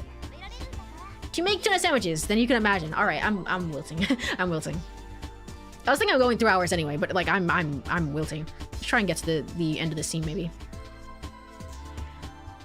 Tuna with bread on the side. A whole new invention, truly. It's just something about, yeah, I don't know. I think part of it for me too is that I actually used to, like, tuna sandwich is a thing for me that like my grandma or like other family members would get for me when I was younger. So I used to eat it all the time. So there is something very distinct about eating tuna sandwiches every single day that is just like, I don't want to deal with it, and I can't deal with it. I can't do it. Y'all are stronger than me. I guess you don't have that experience. Fair enough. The meal of champions, truly. I guess that's true. The kid tore off a piece of the sandwich and shoved it into his mouth. To survive, it's crucial you have something you can eat. Looks like he got the picture. Yeah, looks like we got a real survivor on our hands. Yep, that's right. You answered shortly. Huh? Yeah, just a little hobby of mine. Sometimes I go into the mountains alone. We heard about this actually from Sara ages ago. I carved my own path. Sometimes I even get a bit lost. Into the mountains, alone. What, are you training for some ancient fighting art on the sly? Jeez, Kuranari, why do you have to get like that? Yeah, out fighting with the black bears under the winter moon. Nope, I hunt out hot springs that nobody knows about. Oh, okay. Well, I guess that's fair enough. I thought you were, oh gosh. Can I not remember it? I don't remember the name of it. No! The fighting, the battle manga. Where the guy, like, one of the first arcs is like, he's trying to find his father? And he goes into the forest to train. I can't believe I have forgotten it. Baki! Yeah, there we go, Baki. Oh my gosh. How did I forget that? It's crazy. It's crazy how much I forget things. Let me go over here and put this... Oh, not yet. Sorry. I'm just trying to like prep myself for just snooze ads when it happens. A kiosk that looks like a kiosk that looks like feels like it sells hot dogs for sure. Definitely a plot hole. True. Well, there were hot dogs, they just ran out. Yeah, they did have hot dogs. I'm gonna guess that that was for the staff, and they were like, we're tired of tuna every single day, and so it wasn't actually for like consumption from the general populace, so to speak. So you hunt hot springs. Why? Yeah, deep in the mountains, someplace no one else has ever been. Oh, now that is this girl's idea of romantic. Fair enough. I mean, it sounds cool. Fair enough. You wriggled as if intoxicated by the image. Oh, I get it now. You were soaking in the hot springs with a bear. No. Would you shut up about bears already? So, despite appearances, you're really wild at heart. Oh, what might you be suggesting? Oh, you drew herself up in exaggerated fashion. You're supposed to... Oh yeah, you talked about stitching up your own finger. I suppose that was when you were out searching for hot springs. Oh, that's what it is. That's why you have that. Huh, oh yeah, I suppose. But I just need a surface scratch.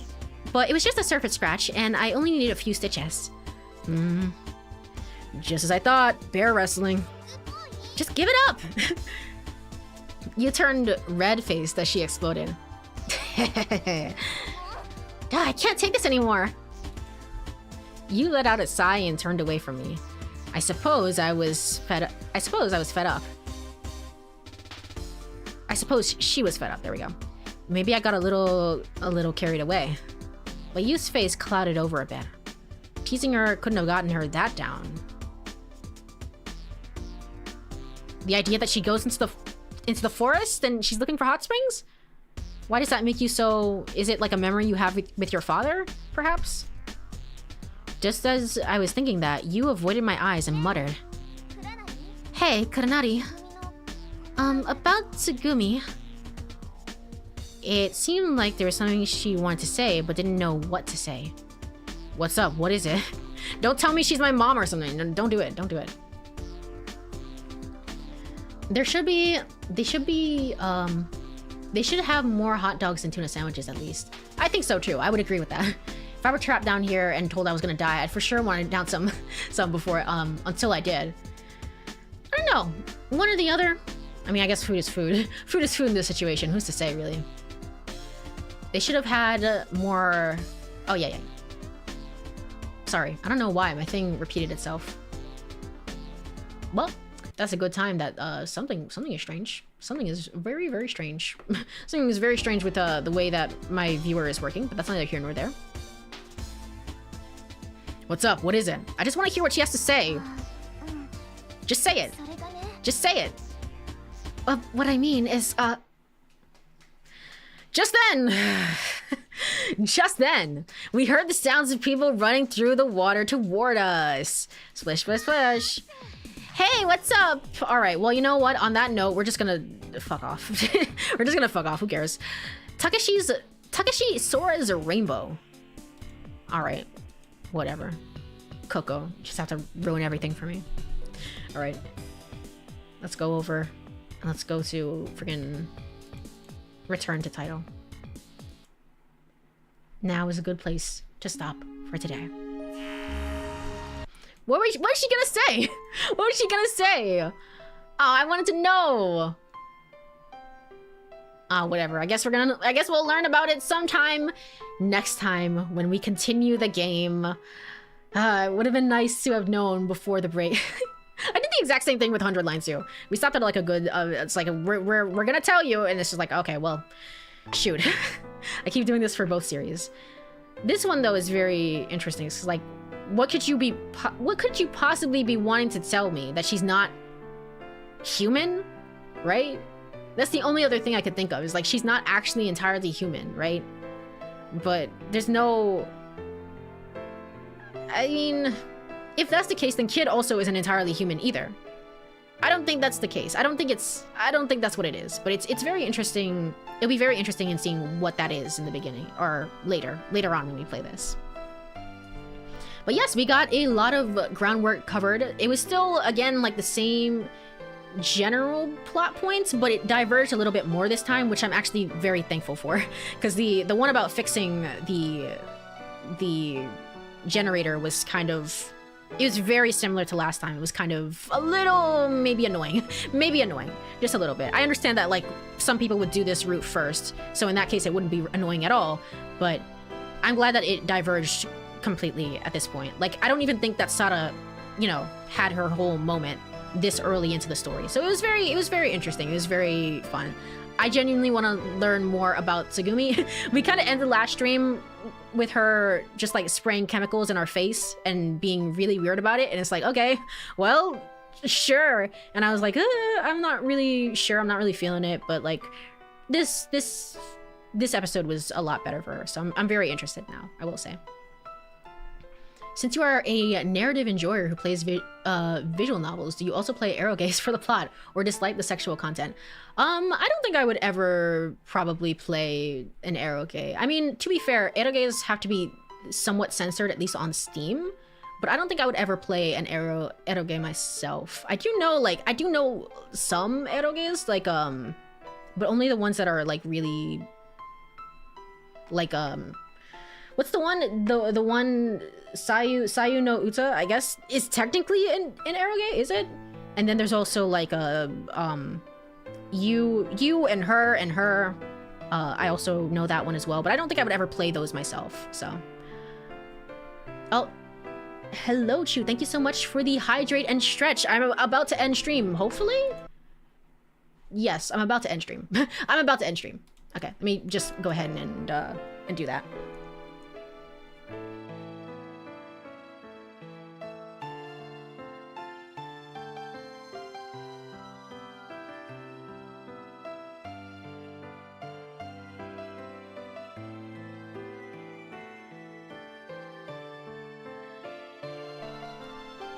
And a stretch as well. Whew. Thank you so much again. It was a good play session today. I've been lurking, aka disassociating. Fair and valid. I hope you've been doing well otherwise, other than the disassociation. So Sayano Uto, amazing story. I'm generally vaguely aware of the story, I think, the ideas and themes behind it. But it's like I've never like sat down and actually watched these things. It's just like I know of them and what significance they bring to the genre of visual novels in general, right? Because I think that's important as well. But yes, let me go ahead and look for somebody to raid on Twitch if anybody is online. Shoot, shut up. That was me echoing in the distance. All